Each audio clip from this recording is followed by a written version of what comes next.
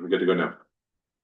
Okay, the time is 2:04 PM on June 11th. 2025, meeting of the Board of Directors of the Georgetown Public Utility District is now called to order.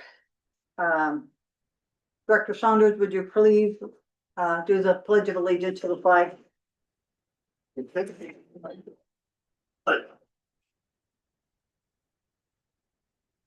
Let's begin. I pledge allegiance to the flag of the United States of America and to the republic for which it stands, one nation, under God, indivisible, with liberty and justice for all. I will now turn the meeting over to our attorney, Frank. Yes. Thank you, Madam President. We have to just follow a quick procedure to admit Director Thornborough into the meeting remotely. There's a board member, Director Thornborough, who will be attending remotely pursuant to AB 2449 as it's been amended under the emergency circumstance. Director Thornborough, you can just answer my questions in the affirmative. It's my understanding you are participating remotely due to an emergency circumstance that prevents your in-person attendance today? Correct. Okay. And are there any individuals 18 or older that are present in the room at your location? And if they are, can you just describe the general nature of your relationship with that person? My wife. Okay. And I understand that you have a physical issue, and per doctor's orders, you are not to appear today in person. Is that true? Correct. Okay. And now using this prong of the statute, he has to request formally to participate remotely from the board. And so, is there any objections to Director Thornborough appearing remotely? No objection. No. Seeing none, by consensus, the board has allowed you to be present remotely. And now we can conduct a roll call vote, including Director Thornborough. President Seaman. Present. Vice President Saunders. Present. Treasurer Stovall. Present. And Director McDonald. Present. And Director Thornborough. Here. And President, just to let you know that because we have a director that's appeared remotely, all votes must be done by roll call. Yes, sir. Okay, so we're up to adoption of the agenda. Are there any public comments on the agenda? Vanilla. Are there any proposed changes to the agenda? None of this time. Are there any directors, changes or comments to the agenda? Okay, I ask for a motion to adopt the agenda as it is. I make a motion to adopt the agenda as is. Second. Roll call vote. Any public comment Oh, any public comment? Sorry. We already did that. on the adoption of the agenda? Yes. Specifically? Okay, I Yes. apologize. Sorry. Roll call vote, please. President Seaman. Aye. President Saunders, Vice President Saunders, excuse me. Aye. Treasurer Stovall. Aye. Director McDonald. Aye. And Director Thornborough. Aye.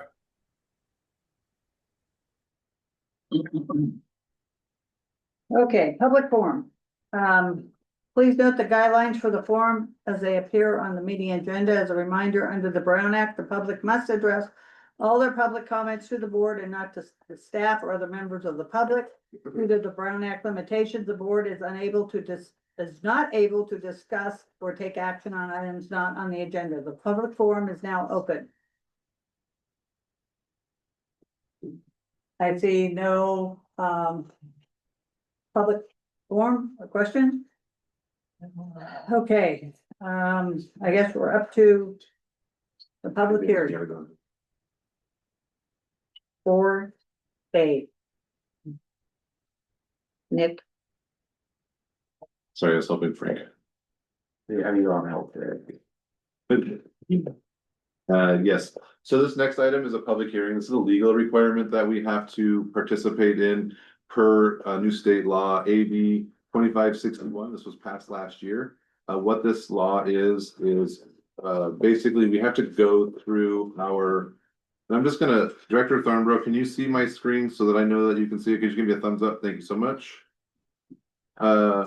So this law has to be done before any adoption of a budget. And it basically addresses any vacancies that we have for public sector employees. So I'm gonna go through a very quick informational public hearing. So this is, you can make public comments, but there's no vote, there's no like decision being made here. All this is informational so you can see what we put together. So with the help of our HR specialist, we put together this quick slide presentation. So the legislative intent is to show that public employers are required to disclose the status and of vacancies and recruitment retention efforts. Actually, we want to open a public hearing. You can present the report. Okay. At the moment. Long-term positions within the government can be a problem for the public sector. Cross wage levels and education requirements. High vacancies impact public service delivery and can impact other workers. AB 2561 is designed to foster transparency about the number and types of vacancies the district is experiencing and how the district conducts recruitments and the staff efforts to address them. So we broke this into a couple different categories. We have the full-time staff, which is we have 27 full-time staff members, according to the organizational chart that was recently updated. Currently, we hold 2 vacancies. And actually, since this presentation, we held 3 vacancies. Is that a problem? No, Okay. provide the, We have a 3rd vacancy since this presentation was put together. And we have the outside unit, which is the International Union of Operating Engineers, Local 39. Currently, we have 18 full-time positions, 2 vacancies for an 11.11% percentage of vacancy. We are holding recruitments to fill these 2 vacancies currently. This is the one where we have an additional one. So we have the management and confidential employees, the AFSCME local number 1. We have currently 8 full-time positions. We have 1 vacancy. So there's only 7 full-time positions, 1 vacancy due to a recent retirement. And we are actively recruiting for that position as well. When we have management and confidential employees unrepresented, that would be 1 full-time position, and that is myself. And so that is, okay, the last part of this is what recruitment and retention efforts are we using? We did a compensation study recently. We utilize social media, i.e. Facebook, to advertise positions. We utilize training and development for this position. We pay for certificates, other things. We offer a tuition reimbursement. We have flexible schedules here at 984 10s. We also do quarterly kudos awards. We also have posted these jobs throughout the community, and we utilize more regional job boards to find potential candidates for these positions. So that is the extent of the presentation, and we can now open a public hearing to take any questions from the public. Are there any members of the public? Can you open it? You have to open a public hearing with a time. So I have 2:12. Time is 2:12. We're open this public hearing. Are there any members of the public that would like to comment on this? Sherry? You said you have 2 vacancies outside, That is correct. but there's only 1 on the job page. Same position. There's 2. We have 1 internal that's open and 2, the 2 positions, one is being. We're looking for, see if somebody wants to move into the position that we have open. So the 2 positions open are, 1 is a distribution operator and 1 is a maintenance worker number 1. The distribution operator 1 is an internal recruitment at first, and then if we do not find a qualified candidate, we will open that up to an outside as well. Then it goes on here. Yes, Okay. And then for the office the admin 1, 2, yes, is that the person that retired that is correct. with actual retirement? Or That is just correct. They retired at the end of the last day of May, What position was that? admin 1. Oh, okay. Are there any other public comments? I will now close the public comment period. And are there any board members that would wanting to address this item? Just for transparency, I believe the time is 2:13. Okay, it's 2:14. Are there any board members wanting to address this item? Yes, related to our retention efforts, I know, Director Seaman was trying to work on this project before, so the Aqua Foundation is now starting a internship recruitment program where we can get, high school students and college students, so I can send her information and they'll put us on the list where they can rotate through us, so if we can get some kind of program for outside and inside that students can do from the high school and community college level. Yay. Any other board comments? Since this is an informational item only, there's no motion required. Okay, so now we're up to the consent calendar. Are there any board members who wish to pull any of these items for further discussion? And at the item D, because it's changed from 5D.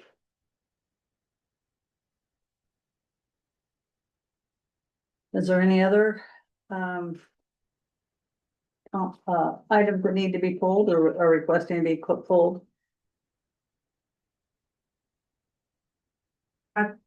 Okay, any public comments on that? Well, the low income one, I think there needs to be something reflected in the policy. There's an amount changed, Correct. but the policy didn't change. I think it's in there.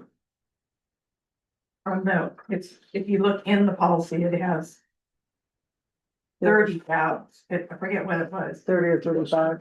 Yeah, it was something and it didn't get changed in the policy.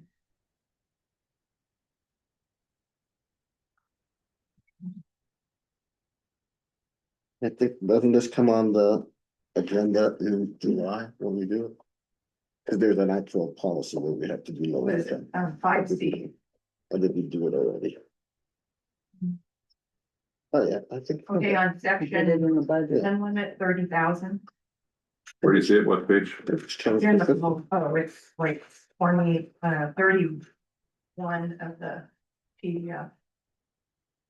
Where did I see 30?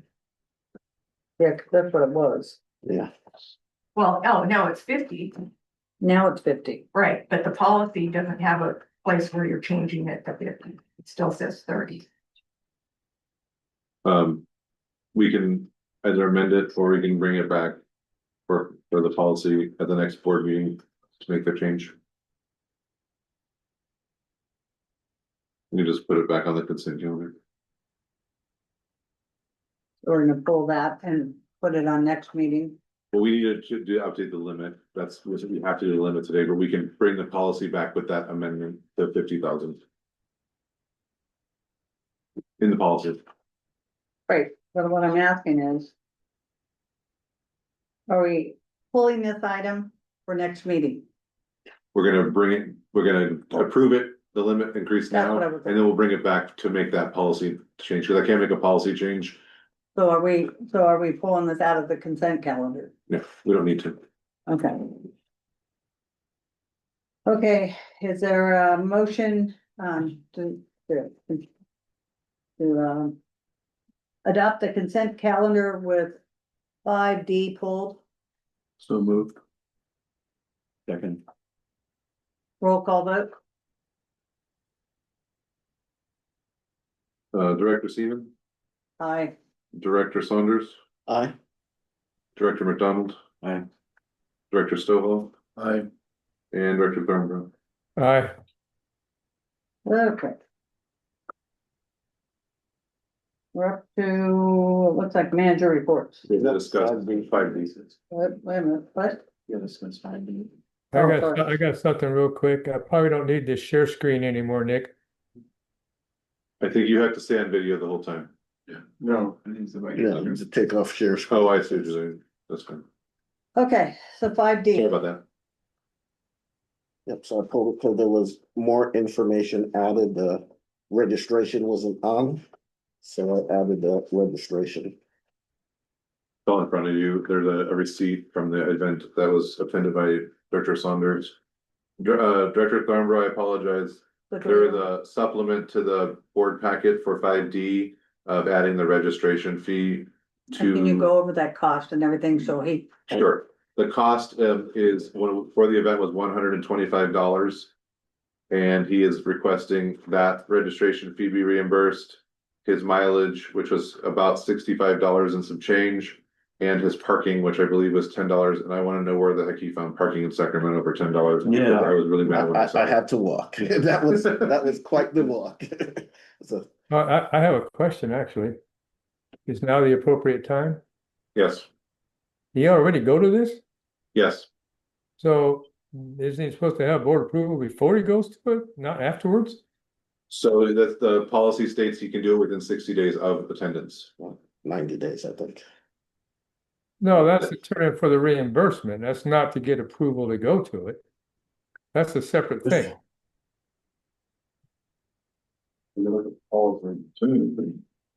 That's right. I added it to. Everybody The has it. policy is that you can't submit for reimbursement if it was not pre-approved by the board for you to go. The 60-day thing is that's how much time you have to actually put in for the reimbursement after you went and got board approval.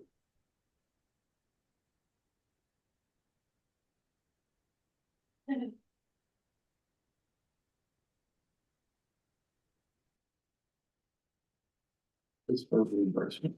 That's what we're doing. For.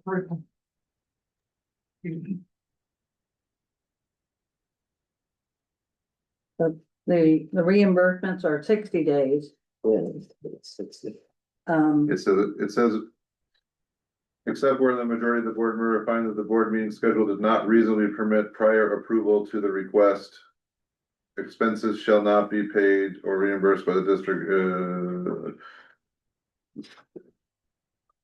I don't believe there was an opportunity for to come to the board. It was done it was done in March, when they asked for the registration.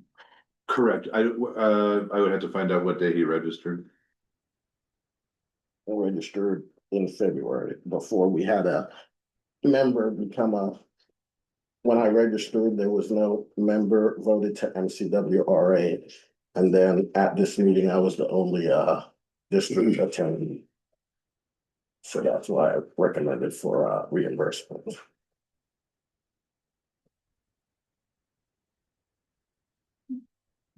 So I guess if you're looking at it, you did have opportunity in March and April to apply for to put in for this, correct? Correct. Okay.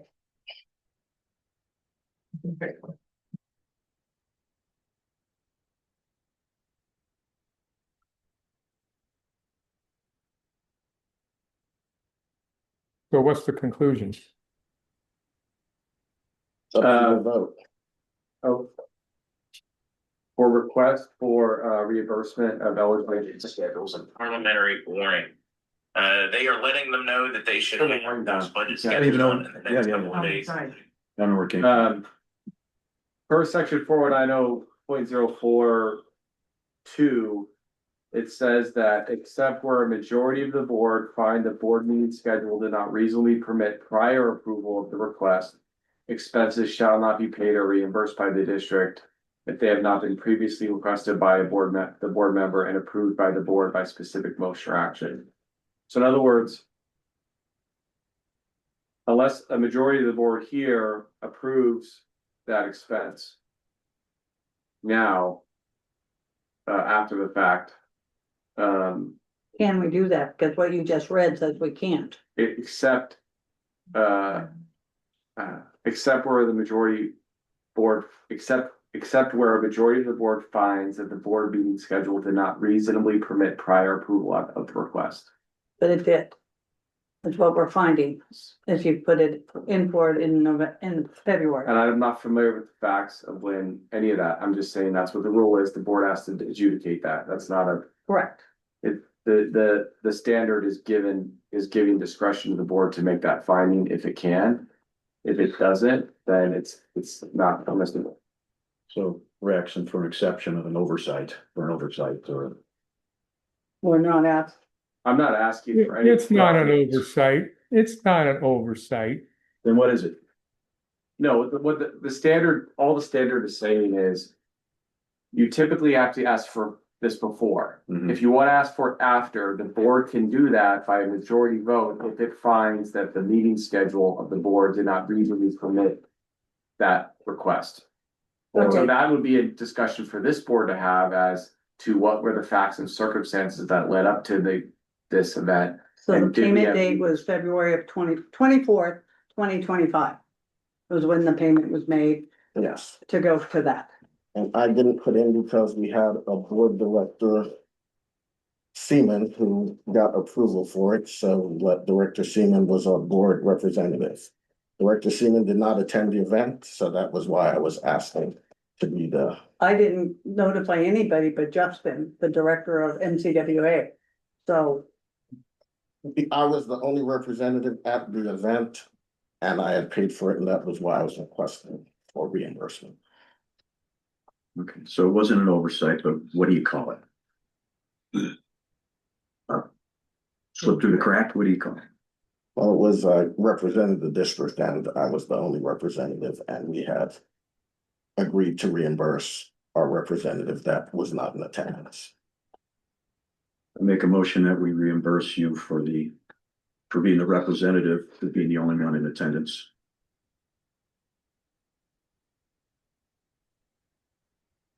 is there a second? Did we do public comment?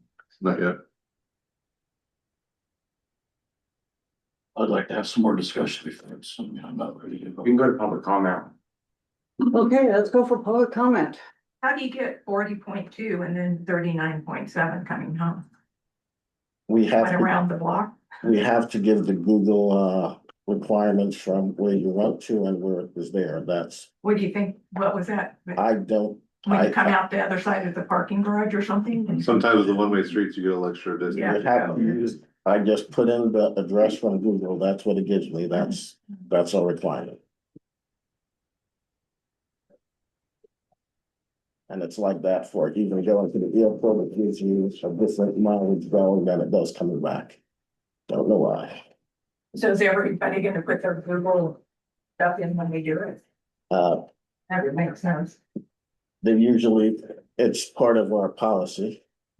Last, You have to have something that the auditor will look at, so you can't just use your odometer, because we don't know if you did drive around the block 47 times. So we utilize a starting point and an ending point in Google Maps, and then we can able to submit that for is it that expenses. in the policy? Set It in the- requires that or MapQuest or anything like that? I mean, it just says mileage Yeah, I expenses. didn't see where it's specified. I mean, it's what we typically use for ensuring that we are only going to one place, because we can't verify where else you went.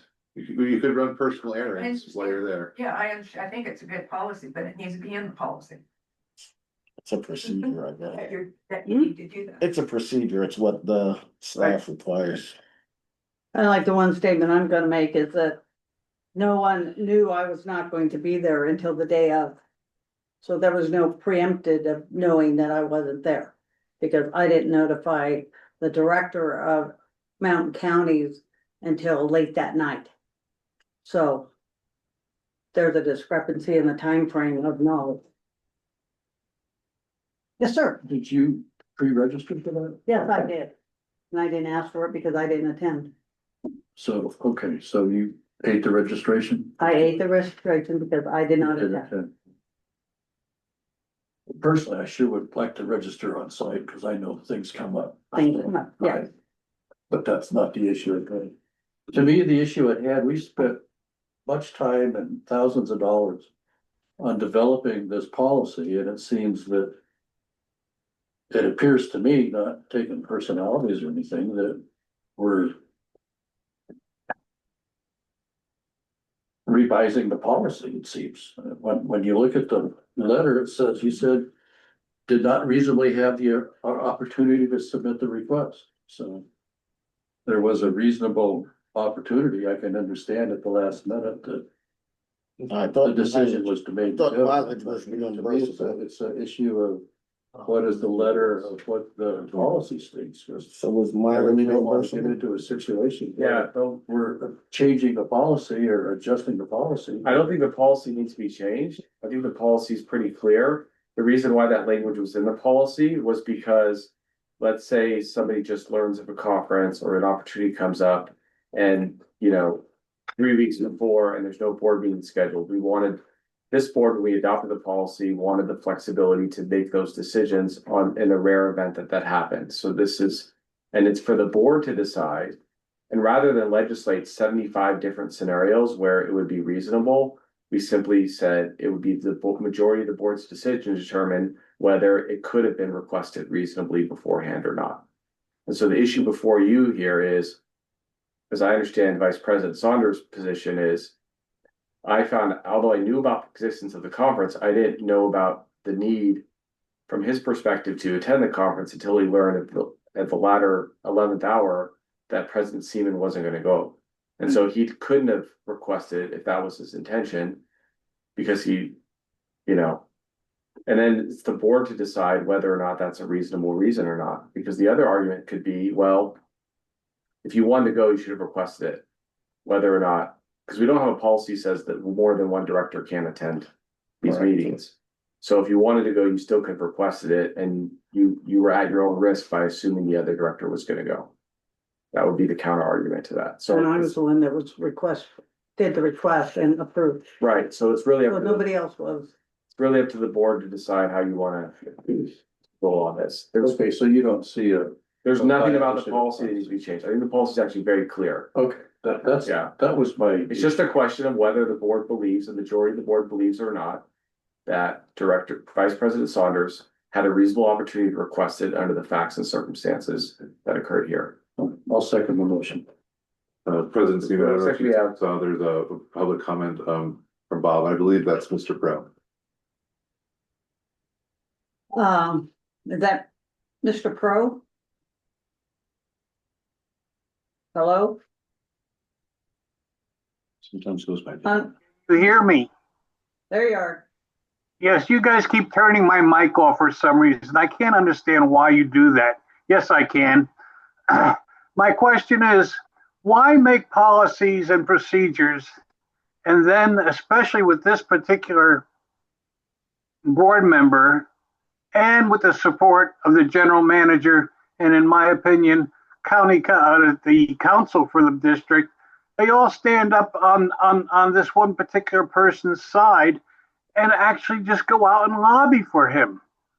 When is this board going to follow their own rules and regulations without having special people or people that think they're special, think they can get away with anything they want at any time they want, and then know that they have council backing them up, the general manager backing them up, in my opinion, and maybe one other board member that seems to always raise their hand in concert. So I am against this. Follow the policy. Do not give him the amount of money that he wants. Make him follow the rules once in a while, as we're all supposed to follow the rules. Thank you. Thank you. We have a motion and a second on the floor. Roll call vote. Director Seaman, Can you repeat the motion? the motion is to pay for the registration, mileage, and parking for the MCWR Legislative Day for Director Saunders. Wait a minute, isn't it supposed to be, as what Frank had stated, that he did not have reasonable accommodations? If the board votes yes on that, they're necessarily determining that. The motion doesn't have to include the reasoning, Okay, okay? all right. But you cannot but that's the only thing that justifies a yes vote on this. That's consistent with our policy, is the board, if a majority of the board votes yes, they are saying that we're satisfied that he didn't have a reasonable He opportunity. did not have, supposedly, Exactly. he did not have a reasonable Exactly. opportunity Yes, to put in for it before the board prior to the meeting. but the reasoning, just like any other motion, doesn't have to be baked into the actual motion. You have a comment from Director Thornborough? Director Thornborough. Wasn't it determined that he did have plenty of time to get board approval ahead of time? To do the timing of when it was registered, or you guys are doing something, I didn't quite follow what you were doing, but. I was just trying to help the board understand what the arguments were for and against, as I understand it. What I was trying to, that question, Director Thornborough, has to be answered by this board. No one else can answer them. And all I was trying to do was describe the facts and circumstances that Director Saunders, or someone that was in support of him getting the reimbursement, could argue, although he knew about the conference well in advance, he chose not to request reimbursement because President Seaman was planning on going. And then he found out at the very last minute, or They found out day of. found the day of, that she was not attending, and therefore he requested to go so someone from the district would be there. The counter argument to that would be, if you wanted to go, whether or not, it shouldn't depend on whether President Seaman shows up or not, right? If you want to go, put in for the request. But ultimately, what the board has to determine what's reasonable here. That's my point. But that is the decision that the board can only answer, because our policy says that's a board decision. It's in the discretion of the board. Okay, I get all that, but Donna was looking at dates or something, and she was looking at when he actually registered and when the conference was known about and all this, and I thought that she had come to the conclusion, based on the facts that, there was plenty of time for him to get prior board approval. That's my The question. information I gave was the payment was made to go for $125, February 24th, By who? met by Director Saunders. That's when he paid for the conference. Yep, and then the information I gave is, And that then was not, I wasn't done. And then on that day of May 21st is when he found out I wasn't there. He was already there. So if February, if what you're saying is that he paid for the registration in February, that why didn't he get board approval at the March meeting? and as I was saying, I was not asking for reimbursement because Director Seaman was going and asked for reimbursement. So I did not ask for reimbursement at that time. When I went and there was no representative from the district, that's when I asked for reimbursement. Yeah, I'm not. You all know how I am when it comes to policies, and that's thanks to you, Mike, because you put that in my head a long time ago, how policies are supposed to be followed. Yeah, this And, was applied. There's before the supposed to be policy. policies for such things as this, and with all the hell we went through to get this policy, this particular policy, straightened out, and now this soon afterwards, okay, now we have an issue. The language is very clear. We made sure it was very clear. I don't see an argument here. I really don't. I don't see. I mean, it's very clear. You must get prior board approval. Now, to me, where it says that, well, that's, circumstances you didn't have enough time to me, that would mean that, oh, look, this conference just now came up, okay, and we need to go to this conference. It's in a week or whatever. There's no board meeting between now and then, so we can't get prior board approval. So we'll go ahead and go and then get after the fact board approval. To me, that's what that clause means in that policy. I mean, you guys just blow me away when you come up with these policy issues like you do. So I don't see any wiggle room here at all. I think it's very clear. We went through a lot of time and effort to make it very clear. To me, it's a non-issue. So that's where I'm at on it. Director Stovall. I'd like to clarify that the way I am hearing what's going on is that Director Saunders made the decision to go to the conference, but then when he found out that he was the only one representing the district, then he decided to request for reimbursement. Is that correct? And if I can add, when I paid for this conference, this was not on the list because we didn't put it on in December. And it ended up going on in March after I had already paid for the conference. So it showed up on the agenda and I saw it the day of and I had already paid for it. So I did request it at that time as well. I just have one clarification there. It was the February meeting I went to for Mountain Counties is where this came up. About this, and they urged all the directors of the board of Mountain Counties to be on to go to this. And that's why I immediately did it. Then I heard after the fact that Nick and Mike had put in for it also. So that's the information, you know, what had happened in February. So.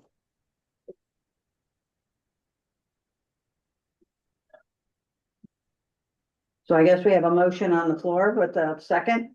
I believe so. Okay, Director Seaman, no, Director McDonald,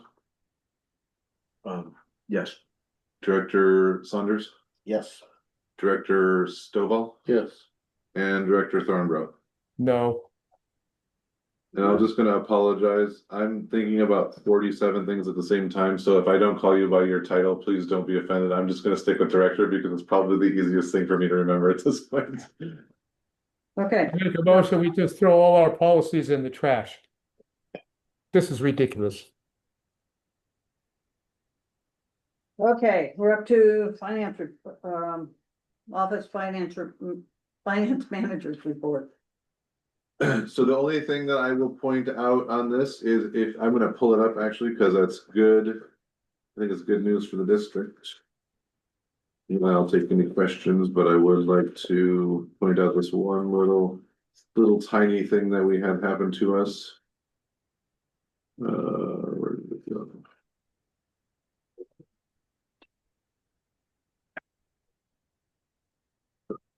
Working on it.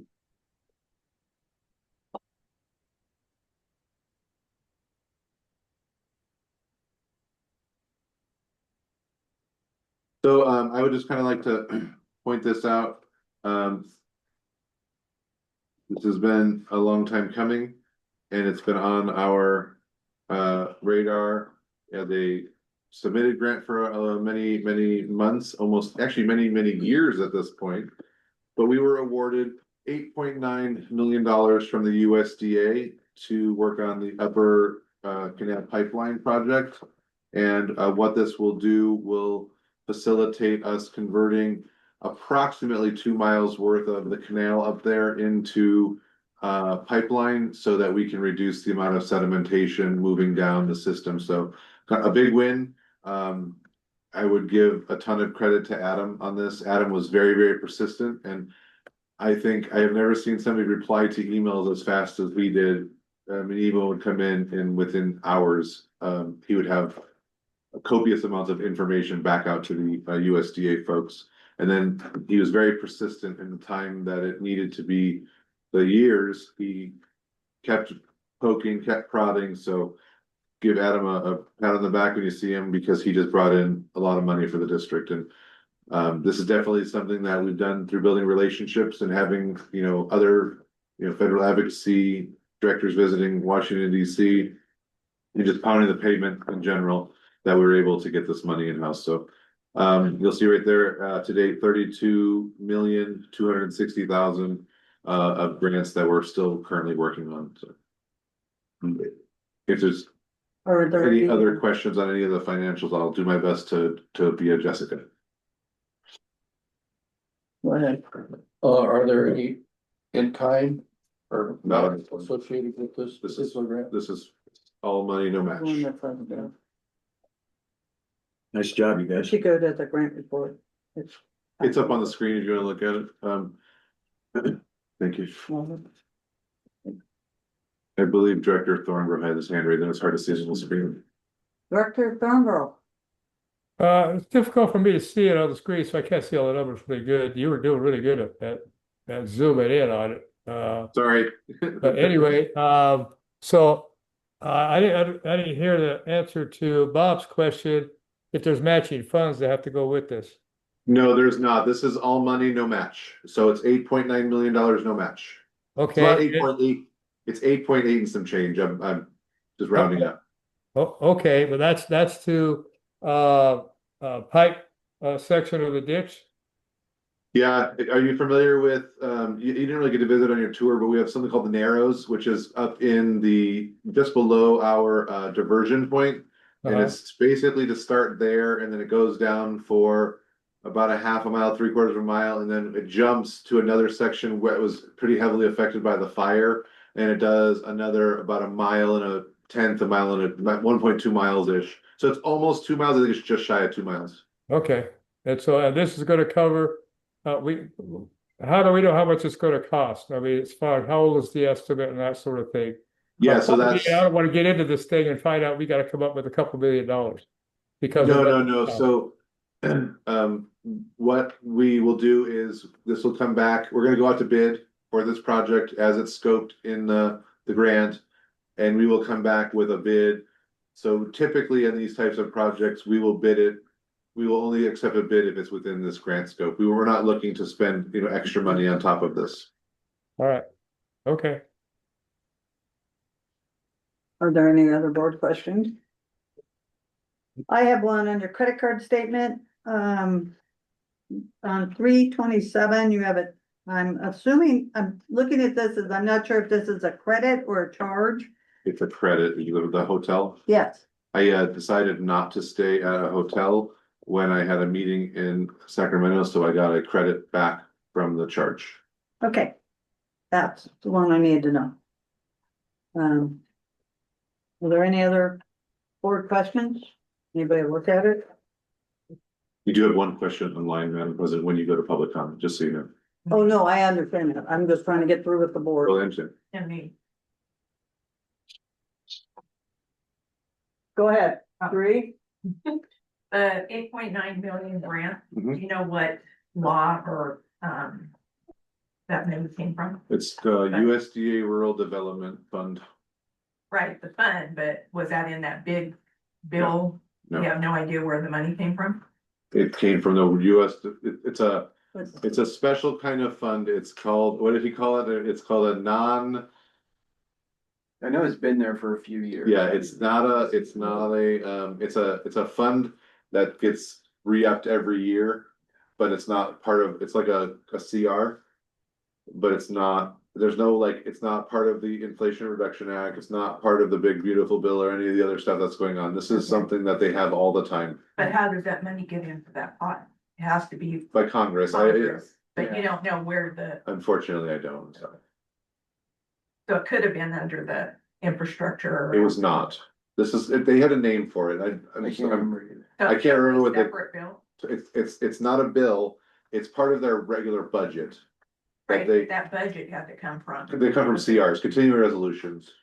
Oh, that's still a bill, okay. From Congress. So All right. when would we get this money? Well, we don't get the money as in we get to a big check that says $8.9 million, Right. but what we'll do is we'll do the work and then we'll submit for reimbursement. So, low, Clarify this a little bit. well, I'm just adding to some of the timeline, that's all I'm gonna add to, is just like, we had the first meeting, we're gonna have kickoff in the next couple of weeks of how those mechanics work. And then the tentative schedule, be out to bid by the end of this calendar year. And it's kind of move through the project from there. We have We're until, only expecting money until they get it from the federal government. no, Or are we gonna have to front up? we front portions of it and then they pay us as we do work. So we're gonna pay we'll pay $500,000 and then they're gonna pay us $500,000. And then we're gonna do another $500,000, kind of like how the grant worked with the loan with the meters. How when we would submit an invoice, then they would pay it instantaneously. It's very similar to that. And the work has to be done by 2027, I believe, yeah. Okay. Hold on, Mr. Pro, I got a director first, Director Thornborough. Yeah, I forgot to tell Adam, very outstanding job, Adam. Very good. Thank you. Put your hand down, sir. I'm working on it. Okay. Mr. Pro? Yes, can you hear me? Yes, we can. Thank you. If this 2 mile section, in fact, on the $8 million, is that a 2 mile section we're talking about? That section to me appears to be in an area, from my recollection, from the location of the existing, shall we say, dam or flow diversion structure. Is that the area we're talking about? Generally, but not, it's a little further down than that. I understand that, but it starts in that general area. I mean, yes and yes, I'll go with yes, but it's pretty far away from where the actual diversion dam is. Okay. As I recall, I believe that there's 13 or so diversions that intercept that pipeline or the existing infrastructure. Is that correct? That is correct. And that's going to all have to be replumbed and re-permitted? Not re-permitted. It's already being engineered to ensure that we don't lose any of those diversions. How are you going to have it all set up because you haven't even put bids out yet? Because we have an engineer's estimate. But how are you doing that without an okay from the board? The board did okay this. Does no one on the board have the same thoughts as me, or am I the only one that has a question? From the CIP. It's part of the CIP, but we also had to go get a resolution from the board to approve to go after this money. So the board is well aware that we are getting free money from the government to do infrastructure work that is part of the castle study, that's part of the asset management for the district. There's no such thing as free money, sir. Someone is paying for it. You can make his comment. The public can make the comments, but Yeah. it's not meant to be a back and forth. Right. Thank you for your input. Yeah, so you don't have your 3 minutes, so I don't know the 3 minute timer. I'm sorry, I don't have He's it. allowed to give him more time to speak, but again, it's not a question and answer period. Right. Do you have anything else, Mr. Pro? No, I'm just disgusted in the attitude that this board sits and listens to these people continuously after each subject, that you keep changing the rules or making up new rules and don't answer the question and don't provide any documentation to support what they're saying.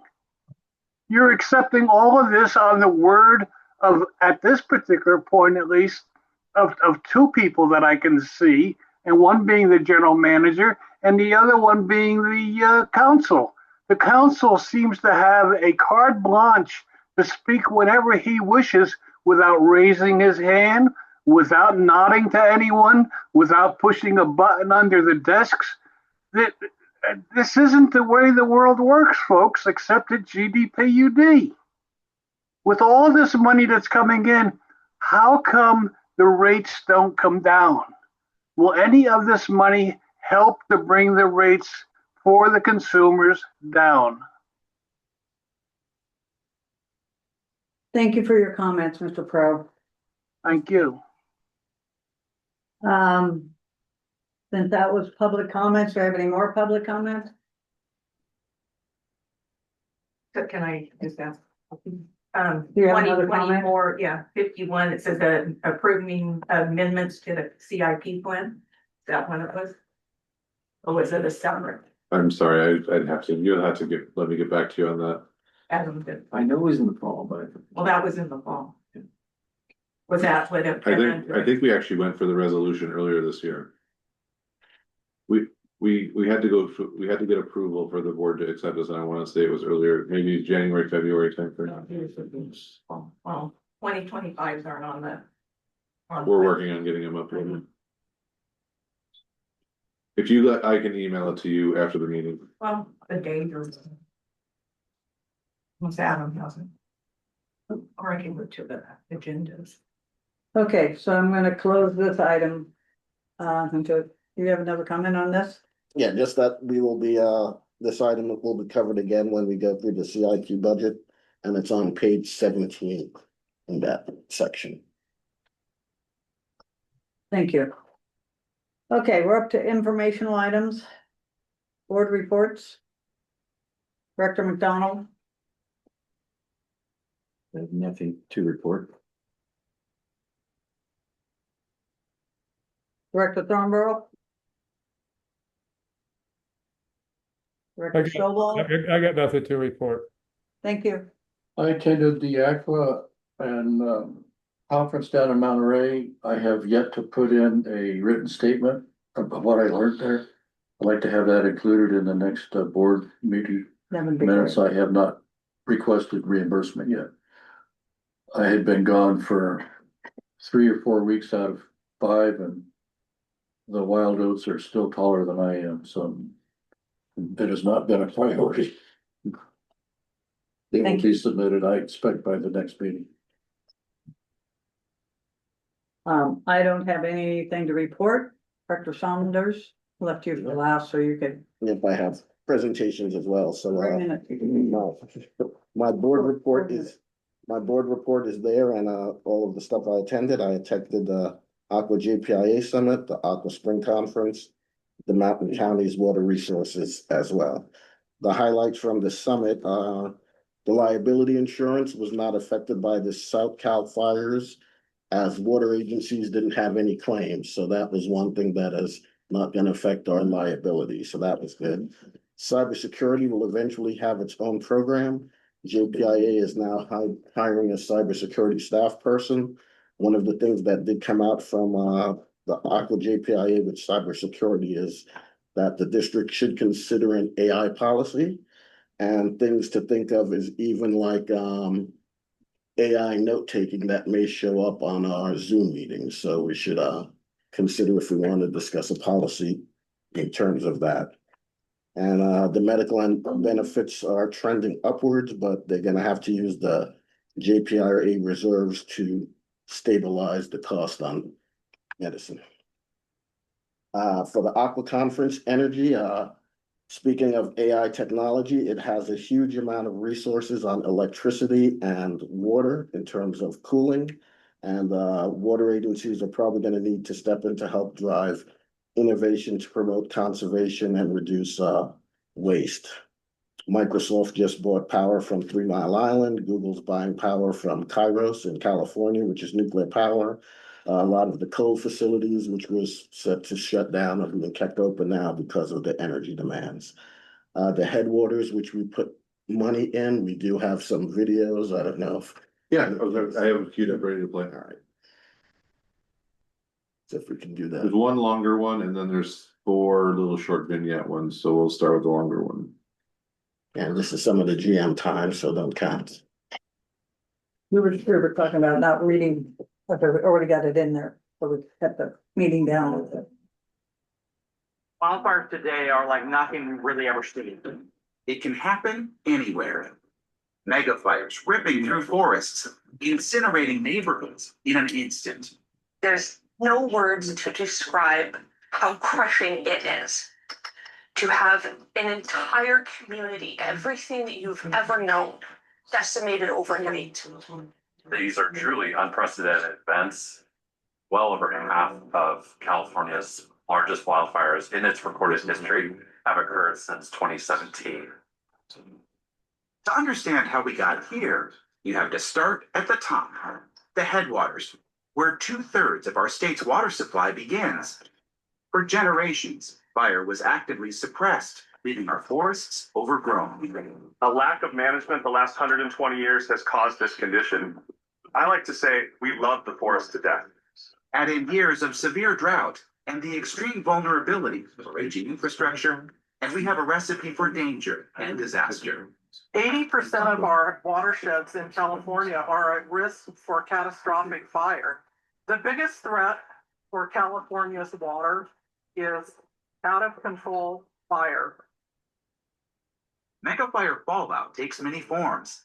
For our water security, that means the destruction of critical water facilities and worsening water quality from the burned soil and debris that slides from barren hillsides into rivers, canals, and reservoirs.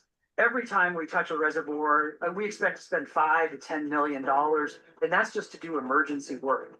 Some rural water agencies are waiting to recover years later due to emergency funding that still hasn't arrived. We have one water source and one way to get it into our community. Right now, it is being affected by this fire and we need to be able to fix it. It's more than twice as expensive to fix the destruction caused by a wildfire than it is to take proactive forest treatment action.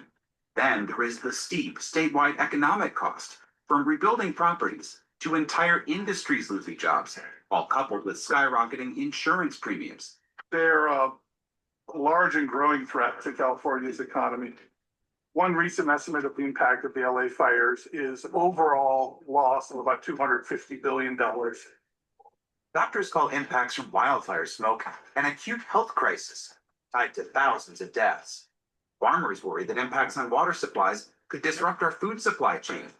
Meanwhile, environmentalists warn fire-charred forests and the thousands of native species will take decades to recover, if ever. It's changing the fundamental character of the landscape, where forests are, where people can recreate, how well the snowpack is retained, impacts on the water. All those things are happening at the same time. The problem is clear, but so is the solution. We need a California fire fix to actively manage our forests, build stronger water infrastructure, enhance resilience against weather extremes, and protect our precious ecosystems. These are critical steps that we know will get us to become a more resilient state. The cost of delaying action is only going to grow. A California fire fix is a landscape scale vision matching the scope of the crisis we face, for greater federal funding to sustainably manage high-risk lands and restore watersheds, for streamlined permitting enabling urgent action, and to prioritize public-private partnerships for a cohesive plan of attack. Because protecting our water means protecting California. Our watersheds are our life. It's our clean water. We have to do something different. We have a moment, an opportunity right now to really think about what's the right policy for all of California and how do we get this right so that we can not have another Pacific Palisades or not have another Altadena or a Paradise. I would love to see policies put in place that help prevent this, because I would hate for anybody else to go through this. So that's the main video, then there's 4 little short ones that we'll play real quick. These are much quicker. Wildfires today are like nothing we've really ever seen. It can happen anywhere. Mega fires ripping. Yeah, sorry, I'm working on it. Not, there we go. That's us. A Maybe lot of let's just show the challenges on which reflects all this. that's fine. This is the biggest one for us. Many years, we've actively suppressed fire, which has allowed the forest to grow and become denser and denser. At the same time, our environments become hotter and drier. Put those two things together and you get a mega fire.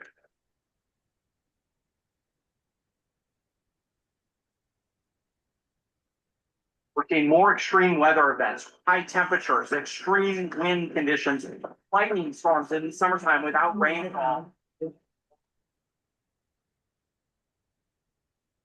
This infrastructure dates back to the 1850s. These are original mining canals that were done by families. Right now, our budget is not large enough to maintain and manage something of this devastating nature.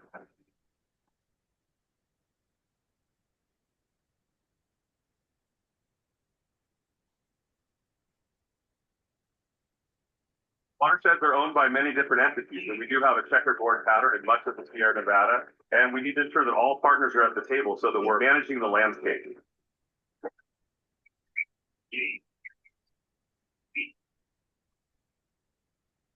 So those are the videos we have, and they're part of a toolkit to go out and use for legislators and working with the Prop 4 money so we can get money to come back to our region. How come Caldor wasn't mentioned in all this? I mean, that thing was huge and devastating. Because nobody who was part of the Caldor Fire was represented on the videos. I saw that. Well, that was. I mean, Okay, They got ignored. I mean, if we're talking about LA, then why weren't they talking Park Fire? so the reason Which was LA a mega was, fire. we're trying to take the fervor of the LA fires, because the LA fires, there's a lot of population down there, there's a lot of people that were affected. And we're trying to continue with that and say, hey, don't forget about us, that we've been dealing with this for years and years and years and years and years. And don't just think about LA, who just had this huge mega issue, but we've been dealing with this for decades at this point. Right, that's what I didn't understand, why those two fires weren't mentioned, at least mentioned and not ignored. You know, the only one that was brought up was Paradise, and I'm like, okay. But they also had Grizzly Flats and Park and Caldor. And Miss I mean, they're huge. Yeah, this is just opening the door, and then after that, you can, whoever's there can discuss their issues, so. Okay, So moving on, and if we hold questions till the end. So if you get through my 4 minutes, which are already over my 4 minutes. well, if you don't read everything, because we can I'm read. not reading everything. So the other thing, I bring up when I went to Mountain Counties, I was able to, we talked to, about 13 different legislators. We talked to, staff from the Newsom administration, Department of Water Resources, and EPA, all on the Proposition 4 money, and specifically to make sure money comes to our region, and making sure they don't back fund a lot of the funding from Prop 4 to other projects, because there's a deficit and we don't want them to use the Prop 4 money to go into other projects. And they've already started to do that, but hopefully most of the money will come towards us. The Watershed Resilience Pilot Program, that's the other big thing. It's in the packet. Basically, it's the new method that DWR, Department of Water Resources, is going to use to determine how to set funding throughout California. They've started as watershed networks. One of the pilot programs was with the Regional Water Authority, which is going to cover the American River, Bear, and Cosumnes. And Department of Water Resources gave them $2 million to do this project. Projects that comes out of this resilience program are probably going to be funded by Department of Water Resource and used for Prop 4. So one of the things we have to make sure of as a district is that our projects matches into the overall roadmap that they're doing. So I'm part of the committee that's working on this, and we have to make sure that when they do come up with projects for overall solutions, that we are in there to make sure we get money.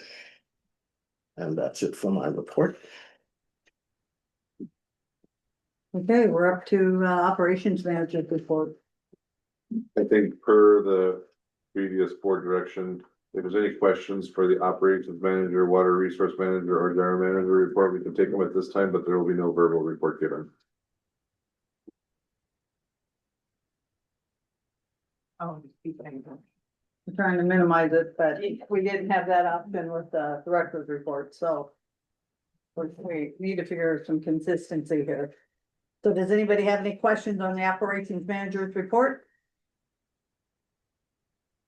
Go ahead. No question, just comment that the water usage shows that since 2023, we're meeting the conservation needs, so it looks like we will be on pace for having minimal reductions when it does come to the conservation changes that are coming forward with legislation. I think once we do go through the urban water management plan, we'll have a really good number. This shows what it is, what it needs to be. Good question. Is there a way to measure the prevention of water loss before and after the pipeline? And there is, do you have a gauge before the pipeline? Yes, we do. Okay. Yeah, we'll So we can actually see what. We'll see the difference. Yeah. Any other directors? So have we reached out to USDA or somebody on the mussel issue? Yeah, we've been talking to Forest Service and Fish and Wildlife, and I could talk to that briefly, because I know we had a notification go out. So after that notification came out, we had more discussions with Fish and Wildlife. There's more research done too, because the golden mussels are very new to the state. So really after that notice went out, we were, erring on the side of caution, making sure we get that education materials out, saying, clean, dry your boat before anything goes into the lake, just making sure we have that. The Forest Service is working on some signage for the ramp.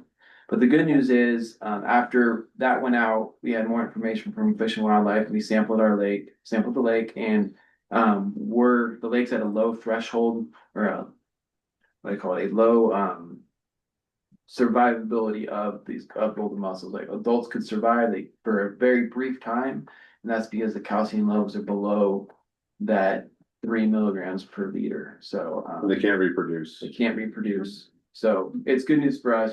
That's kind of what happened with the quagga mussels. They're a little higher calcium level, but we're all, but we're gonna keep monitoring the situation, keep an eye on it, make sure we don't see any change in new research, new things that are coming out, how they're establishing themselves in the state. So And there's a bunch of working groups that we are a part of, both Adam and myself, to make sure that we're staying on the cutting edge of any new information that's coming out. May I ask a question? This Sure. is not Whitney Wayne, a legal issue. It's, Are you public or are you part of the, I'm part of the. you're actually I'm part of legal the public? counsel. It's a legal question. The state I know was gonna publish guidance. And they had published a draft document. And then some bureaucrat decided, oop, that I shouldn't have released that yet. And that was like I forget what number they had for it. Have they finalized their guidance in terms of the calcium levels? it was not a final document. This was from the fish. I didn't see a final, like. We've seen confidential documents.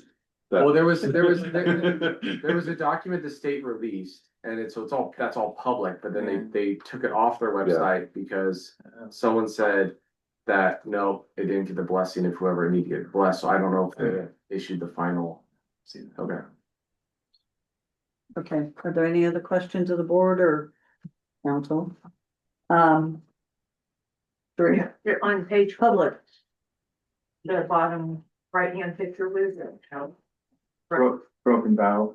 Yeah. Laying on its side. Yeah, we were doing a hydrant replacement, and the valve we were using to shut the line down broke, so we turned into a valve replacement. Which is to the left. Yeah. Then you have like a turn handle instead of have to use a wrench. Well, no, that's just laying on its side, so it's still a square head. Right, but you have to use some kind of Yeah, we have a tool. where the other one's a round turn on. No, it's still square. Oh, it is? Yeah, Okay. it's small. All right. Hopefully it's not. any other public comments for operations manager, water manager, or the GM? Okay, we're moving on. There was on committee, there were no irrigation committee for last month, so we don't have anything to report. The next meeting is June 17th. Finance committee? There was any report? We had the joint budget workshop, so. Nothing since the joint. Okay. Next one is, we haven't done anything on the strategic planning committee. It's on hold for now. Okay, it's on hold for now. Is there any public comments on any of these committees? Questions? Okay, we're moving on. Okay. We're up to legislative update. Victus DC updates. There will be no Vectus update this month. They did their update last month. I'll turn it over to the legislative liaison for his update. So all the updates are there on the second page. It has all of the bills that we support and where they are. We are at the day where it switches from the ones that pass in the Senate go to the House and vice versa. Some are still being held in their houses. The suspense file shows the 3 bills that are suspended, and I believe one of the other bills is going to be suspended. So it's going to be switched to a 2-year bill. Unfortunately, we got a lot of the amendments done in the low income rate assistance program, and that one's in suspense. So the new one that's left has problems. So we're watching to see what's going to happen with that. The action items were for AB 687, which is on forest projects that allow for to comply with CEQA, so we can do 35 projects a year, non-commercial, wildfire fuels reduction in timberland less than 1,500 acres in size. The other one is AB 7894. That bill provides maximum contamination levels to be the same in the state as it is with the Fed. So usually when it comes to the state tries to go higher than make it more stricter than the national is. And when it comes to PFAS and PFAS, since there's a significant expense if they increase on the level, so we want that to stay at the same level. The other ones that came up today is in the state updates as well. And the significant ones on that is SB 445. So in its initial introduction, which was amended, they are trying to amend it back. It says any project which is exempted CEQA process would require the lead agency to provide written notice to a third party. And the third party would have to put in any objections or anything within 30 days. If it doesn't occur within 30 days, it's auto permitted. How this affects us is if it is there's no stop gaps on the water agency. So let's say there's a project that Department of Transportation is doing to put bicycle paths along the side, and it's going to make GPUB remove 15 hydrants. So if that information doesn't come to us within 30 days and we don't see it, it's auto permitted, then we would have to remove those 15 hydrants. That's a cost to us and we have no recourse. So this is some of the things so to kind of allow us to respond and have time. So that's one of the amendments we're trying to put in. So that's why we're trying to oppose that. Also, they can put things that can block our facilities or cause infrastructure to be removed, pipelines and things like that. So you want to have the ability to respond and talk to that. SB 616, that bill is the community hardening bill. And they added standards on infrastructure for improvement of water. So one of the problems of that is there's no one on the committee that has qualifications to make recommendations on water agencies. So it's insurance, legislation, CAL FIRE. So the amendment we want to do is remove water altogether. You can't have a state standard for cities, suburbs, rural areas. How can they make a hardening standard for water and water infrastructure without even using water agencies as a source of expertise? And the other one was AB 1075. So this bill, normally it prohibits privately contracted private fire prevention resources from hooking their equipment to public water sources. This bill says that can occur if approved by the incident command or the authority having jurisdiction over the active fire incident. So as Adam knows, there's different levels when it gets to fires. So the layers we want to have is the tactical command may be non-local, so we want the local fire incident command to be one of the ones to allow approval. And two, you see the big gaping thing that's missing. It does not include water agency or the public water facility agency. So we want that to have not only approval from the water agency, but also equipment pre-approval, because now we're talking private stuff. We don't know if their stuff is in compliance. Can it even attach to our system? So we're asking for amendments to make sure that it includes approval from water agency, it includes local fire incident command. That's it for those bills. I'd just like to add one small sentence. AB 687, I believe is what it is. I just want to note that it's a sponsored bill by PCWA. And so that's, we want to support that bill because they're a neighboring agency that are doing good for any forest resiliency projects. And so more than anything, because they're a neighbor and they're putting together this good legislation, we want to make sure we're supporting them. That's all. Anybody have any comments on this? So on SB 445, I mean, realistically, this is standard language in most all secret processes or NEPA processes under Code of Federal Regulations. There's so many days that each agency is given to respond, and they realistically can still respond after that time frame and still get the information put in. So I'm not sure. Well, the amendments we want is one to make sure it's 30 days from when the information was provided and notified and received of documentation. That's how it works. That wasn't in there. That language is not in there. So that's the language we want to make sure is in there.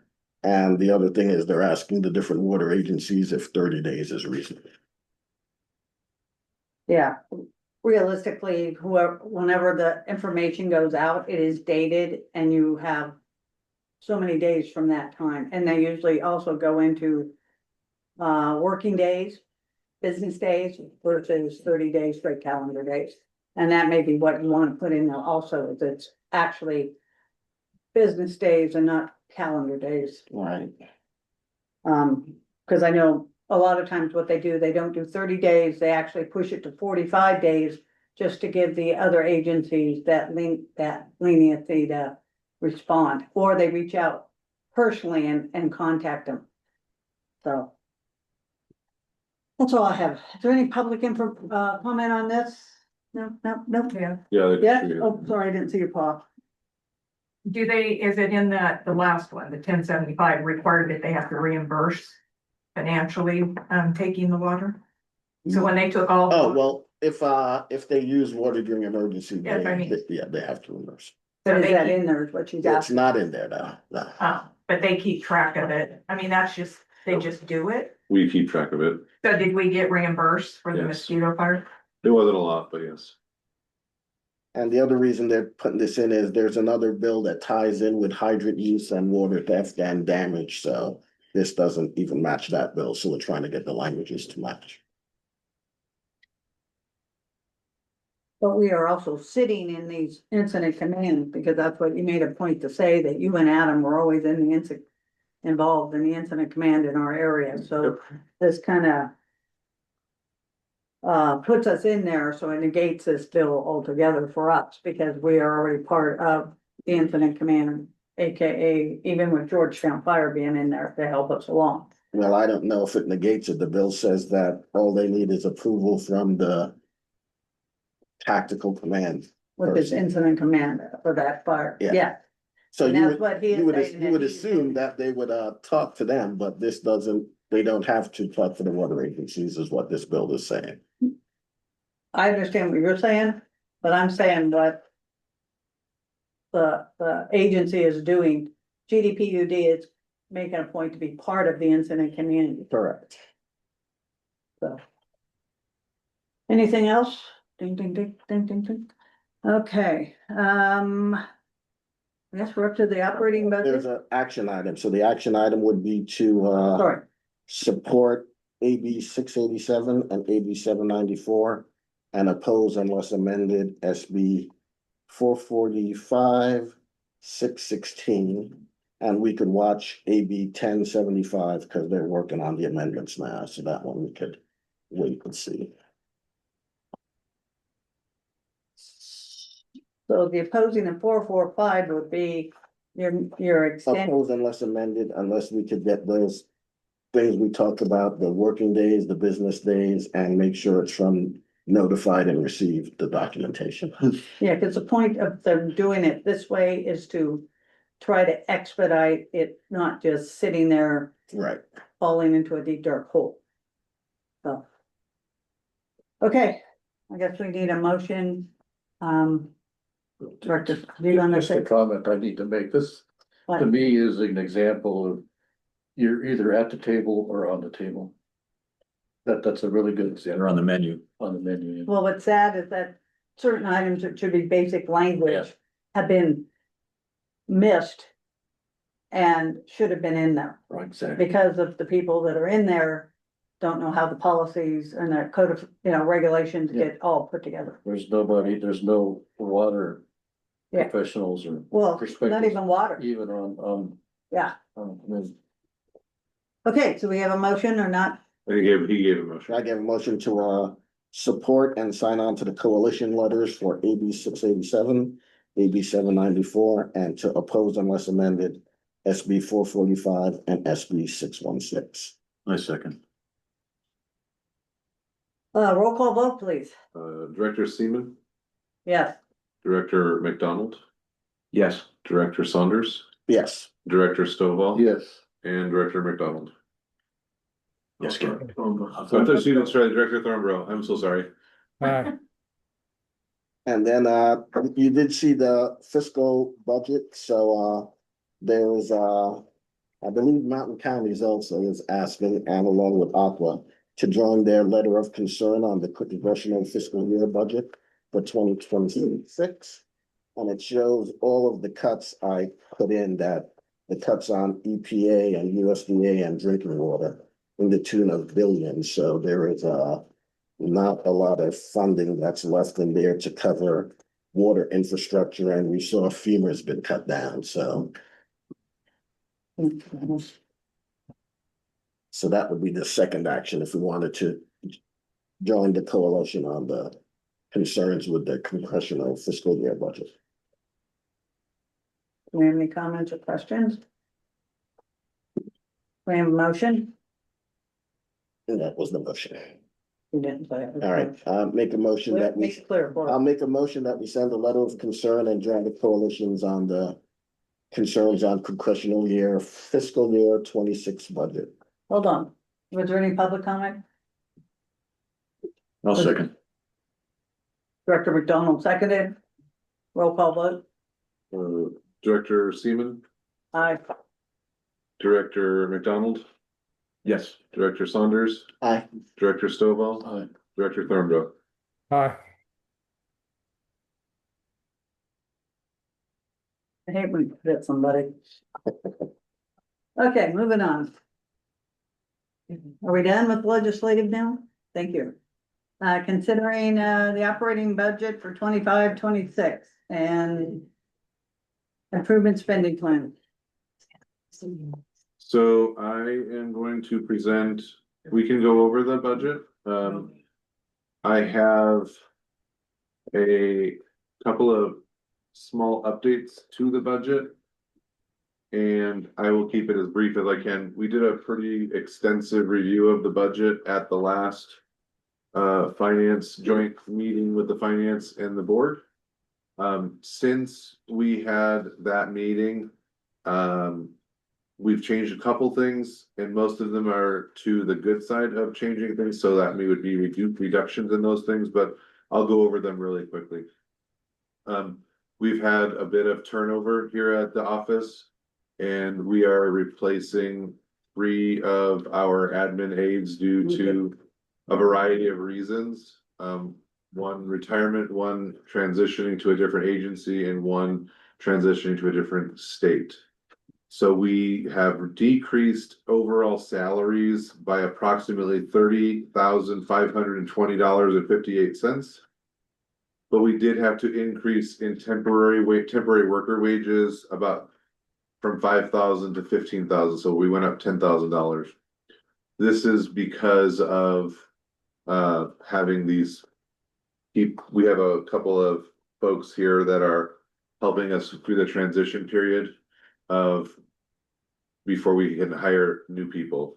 With having new people on board, we increased our staff training from $1,500 to $5,000. This will be to allow them to ramp up and get more comfortable with Tyler and other billing software that we utilize.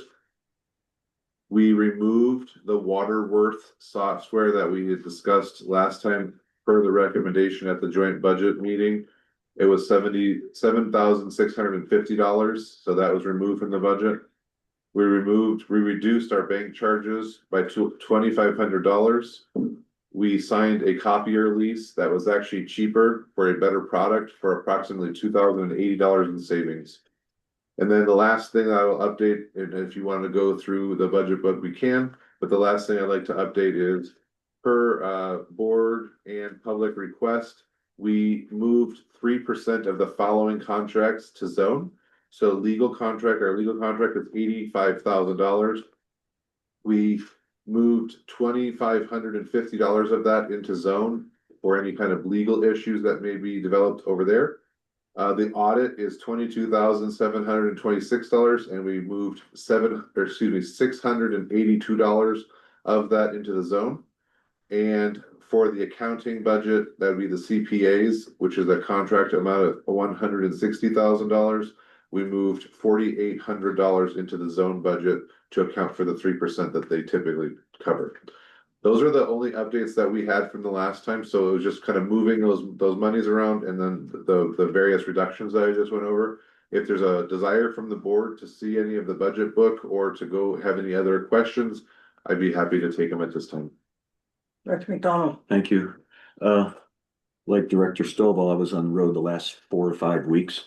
And I was gonna ask the board about legal counsel costs last year versus what, can you, in summary, tell me what happened with the overage on the legal expenses? And was there talk about getting some controls on that or in that area? Without looking, as I recall, with the cost of service, it's kind of the same analogy as the mosquito fire. It's a one-time thing.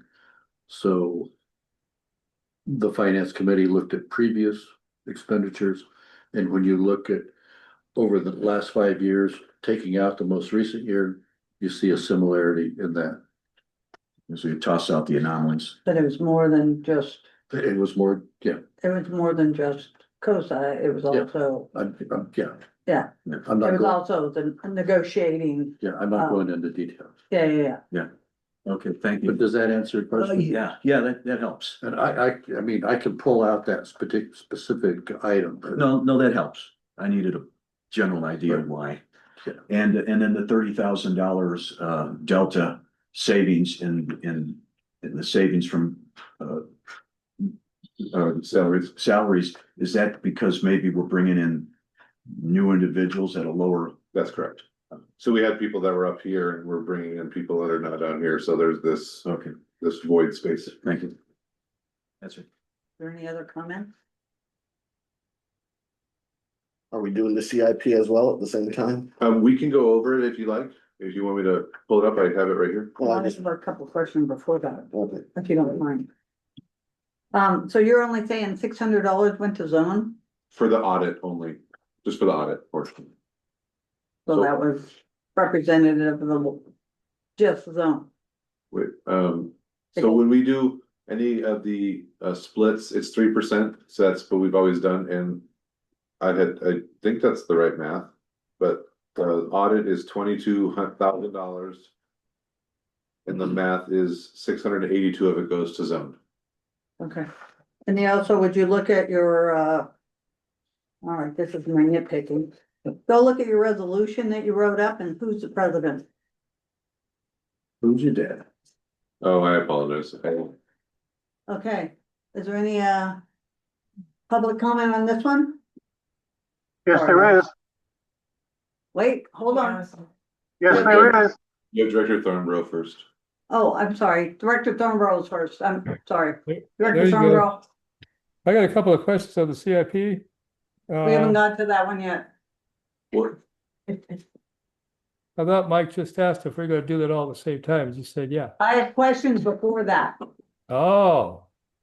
so that's why we broke it up, sorry. Yeah. So we're Yeah. only doing with the main budget? Do you have any questions, public? Yeah, so the admin aides are gonna go from, they were 1, 2, and 3. And now they're gonna be 1 and 2 twos? Or could they be all ones if they don't have enough experience? I'm not gonna discuss that because we haven't hired anybody officially yet. But it could be a variety of, We could hire 3 threes, but I don't have. There's nothing been finalized yet, so we're still in the process of hiring people, so it's hard to discuss, to answer the question. okay, because before a 1 was a certain position, a 2 was a certain position, and a 3 was the other. But you're doing it all members in all 3 positions. They could be 1 to 3 at accounts payable or. This should be, thank you for your. Yeah, no, I know. I mean, to answer your question, I really can't disclose what we're doing in an HR related fashion. And who we're hiring and at what level we're hiring them at. Okay, but this is a decision he's gonna be making at some point of where the positions will be when they hire. Right, but they're changed from one budget to the next. And I'm just I understand. asking, they can change within each position. Yes or no I don't question? understand that question, I'm sorry. Okay, Point- council. point of order. Why don't you just, why don't you just explain to, why don't you look into it and then follow up with her? I will say this, we have typically a billing agent, we have an AP agent, and we have somebody who is more of a accounts receivable, but a receptionist position. Yeah, And we will fill all three of those positions. and each one of those could be either a 1, 2, or. I'm going to just say it as we will fill all three of those positions. I can't answer your question, I don't know yet. Right, it just come up. So, I don't know, it seems pretty. You have other easy to say it. public Interesting. comment? okay, I have a point of order issue. We just went through a process of trying to clarify the purpose and the constraints around public input. And I just heard that it's not supposed to be. We should just try to question and limit, answer. we should try to limit the So dialogue. I'd like to be consistent with the Yeah. public, okay? Okay, but we can ask questions. That's the The public. question, the public comment can include questions, but in Yeah. terms of the back and right, forth. and that's where I'm stopping it at this Yeah. point. Okay. I asked for one clarification, he gave it, so I'm trying to move on. Mr. Pro, Yes, I'd like to add into your consideration in regards to this budget. I would like you to discuss at length and provide documentation as to the background information in regards to a complaint to validate resolution number 2024-50, a resolution of the Georgetown Divide Public Utility District adopting rates and charges for water and wastewater service and taking other actions related hereto, commonly known as case number 24 CV 2788. I would also include in this 3 the minutes. California Public Records Act regarding all aspects of this complaint to validate resolution number 2024-50 to include all meetings, all public notice, all public comment. I do this because nobody I know about knows about this. And also we have many millions of dollars associated with the ALT rebate program, or whatever you want to call it, for the overcharges of the monies, which are directly, in my opinion, a gift of public funds to people that didn't pay for it. This needs to be addressed before the board makes any further decisions on what their budget are, because these could be catastrophic for the district. If you need any other information, and this is just for council, because I know he's going to jump in here and say, Mr. Pro, put it in writing. There's very little in writing on this. I have quite a bit of my own, but I want to see where and how this complaint was filed.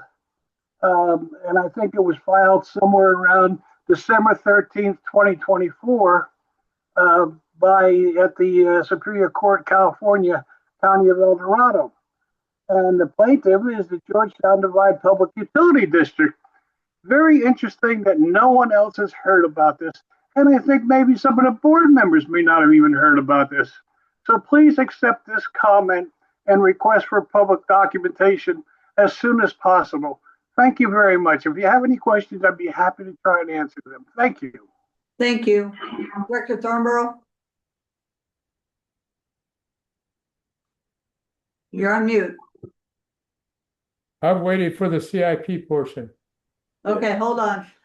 Director McDonald? Yeah, I just wanted to maybe clarify a little bit, but ask a question. Nicholas, you said the $30,000 reduction in the estimated salaries. One might infer that the average of the 3 new hires overall might imply a hiring level somewhat less on the overall average of the 3 positions, less than they are The best I can answer is we had some people that were near the top of their pay scale. We had some people that had extensive time with the district, so they were receiving higher salaries than we would start out a new employee with.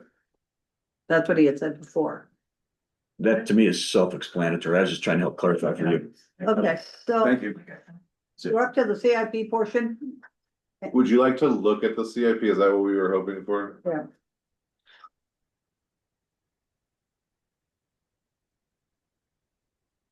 Do you have any comments or can I just?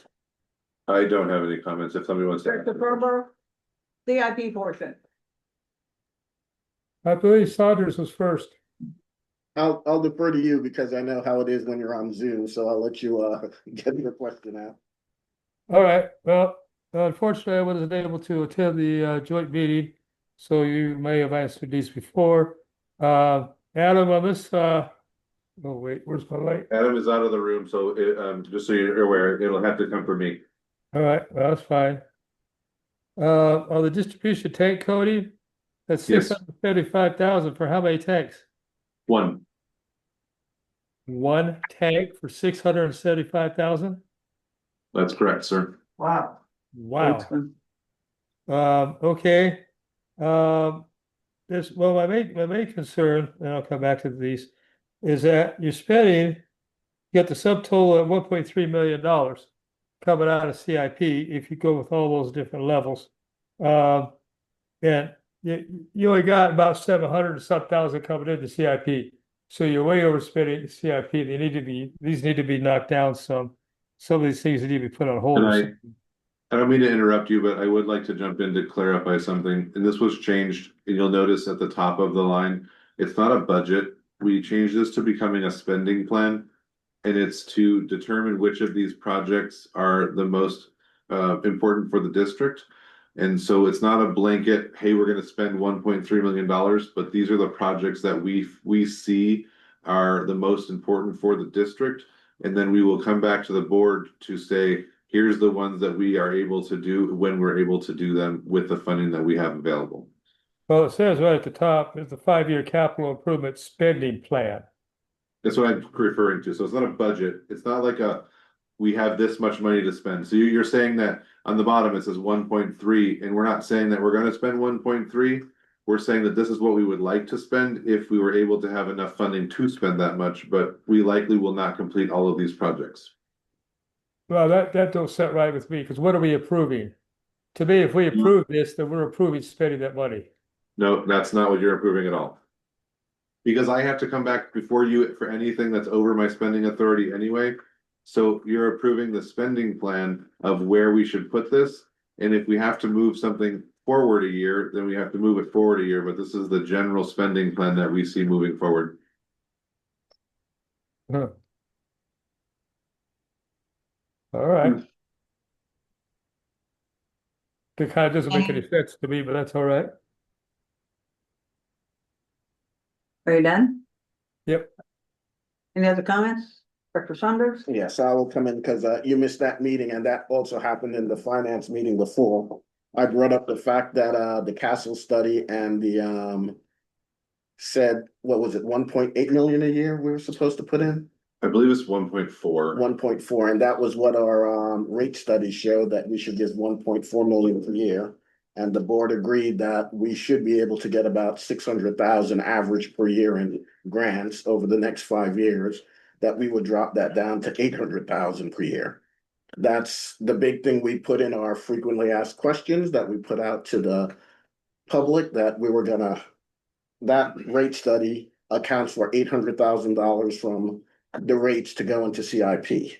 And that was what I brought up at the finance meeting before the workshop, and the finance committee did agree that it's not a budget, it's a spending plan, and it's up to the board now to make sure we keep that capped at 800,000. So as these projects come in, once we reach that cap, then we'll have to decide which projects we're gonna move to the next year.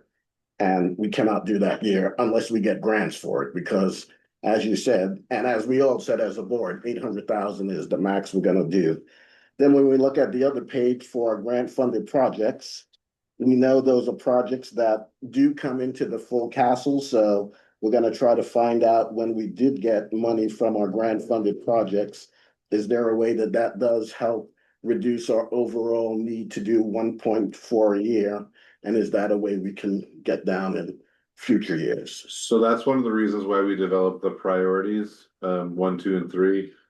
Priority 2 and 3 are less needed for the district, so we may not do those. And if we get the grant funding, then we would focus on doing those projects instead. Any other board comments? Yeah, but I can't find the hand thing. Okay, go ahead. I think that you need to revisit the priority thing, because I think things like, where'd those valves go? Things down here at the like air release valves.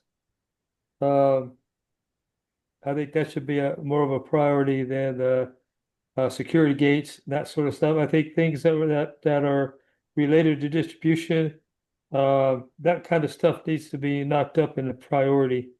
As far as like valves and then even the canal lighting, pump station retrofit, that sort of stuff, I think should be up higher than security gates and open gov system, that sort of stuff. That's my opinion.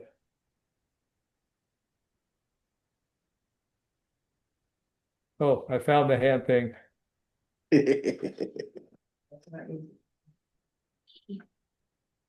And I think some of these are the projects that we moved from the regular budget to CIP, so we probably. We've been doing air release valves, so these are very low priority for us. We have most of them already replaced. Pump station retrofits, those are just in case we have something come up, so more of an emergency where something is an issue. So not the same thing. And the PRVs, we've been doing PRVs regularly. When we have time to do stuff like that, but we've changed out so many of them. And the canal lining, we have a canal lining project underneath grant funding, so that's why it's in priority 3. There's a reason why they're all in the lower priorities. And just to focus on, like, we're gonna say the security gates, we have people that wander into our property all the time, both at the water treatment plant and here. And this is more of a safety issue for the district and for the public, so we're trying to make sure that people don't get hurt, but we also don't have nefarious people here at the district. One of the things that came across at the secret conference, they were talking about some of the major complaints for water districts. And a lot of them had to do with theft of items, and they got to the point where they actually put tracking devices and they were able to find a generator that had already changed colors and was going someplace in a truck. This is something that we might be able to look to CEQA for getting a grant to help cover. Talk about JPIA. JPIA. Yeah, so we do work with them. They have some risk mitigation grants that we work with them on already. And that may be a way we can mitigate that.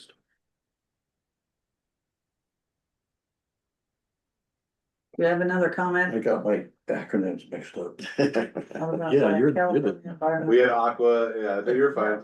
You gotta get your. But there is a difference. Your spreadsheet back out. Do you have anything else, Director Thornborough? Public? Yeah. Public? For the seat. Okay. We are up to, So we need a motion we need a motion to adopt. to adopt the operating budget capital improvement spending plan. So it'll be, if I can, the motion will be to adopt resolution to approve the budget, the GAN limit and the capital improvement spending The plan. corrected. I will make sure the resolution, I apologize. It's been me and Jessica trying to This do. sucks. Huh? This is useless. Why? You should go through it. Anyway, go ahead. I'm up to doing it the old fashioned way. Probably better that way. I make a motion, we approve the amended resolution. Thank you. That approves the operating budget for fiscal year 25-26, the GAN limit and the proposed capital improvement spending projects. A second. Roll call vote. Second with you, Yes. Director Seaman, Aye. Director McDonald. Aye. Director Saunders, Aye. Director Stovall, Aye. and Director Thornborough. Aye. Motion passed. Okay, consider updates to the Board of Directors stipend as required by the district policy 4030 annual review procedure. Was there a separate resolution for the CIP? It's all in the, there's two resolutions, but we approved them both at the same time. Okay, just. all right. This item, Madam President, is a yearly item that we do per policy 4030. And it is annual review of the stipend for the board members. There's three options that the board members can choose. They can keep it how it lies, where everybody receives $400 per meeting per month, for a total of $4,800 per board member. Option number two is you can do a day of service plan, wherein a board member receives $100 for each day of service. A day of service is defined in the staff report, various different things defined a day of service. The maximum amount of days of service would be 10 for a total of $1,000 per member per month. And the third and final option would be to amend our ordinance and become underneath the water code, section 2200. And this would allow the district to increase their stipend by 5%.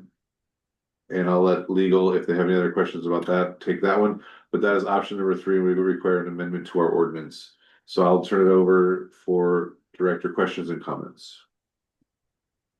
Director McDonald. Yes, thank you, President Seaman. I looked at this from three different angles as a perspective of for a few of the examples justifying director compensation or any increase by a couple of examples. Secondly, my own personal justification for compensation and the value of my time. And finally, my reasoning on principles alone, generally, as far as compensation and the benefits, cost benefit analysis of that. My vote would lean towards the 5% increase, $20 a month, $240 a year per board member, $1,200 combined annually for all members. That's without any further justification. It's just where I start from.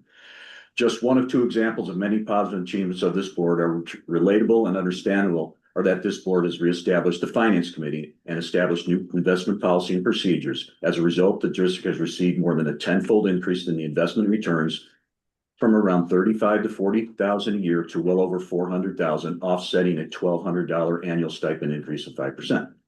Another broader example demonstrating this board's value was provided by legal counsel last month when it was stated that not only does this board of directors have on average the longest monthly meetings of about 30 boards he's had attended, we apparently take on and complete more work on big issues on a consistent basis than most boards.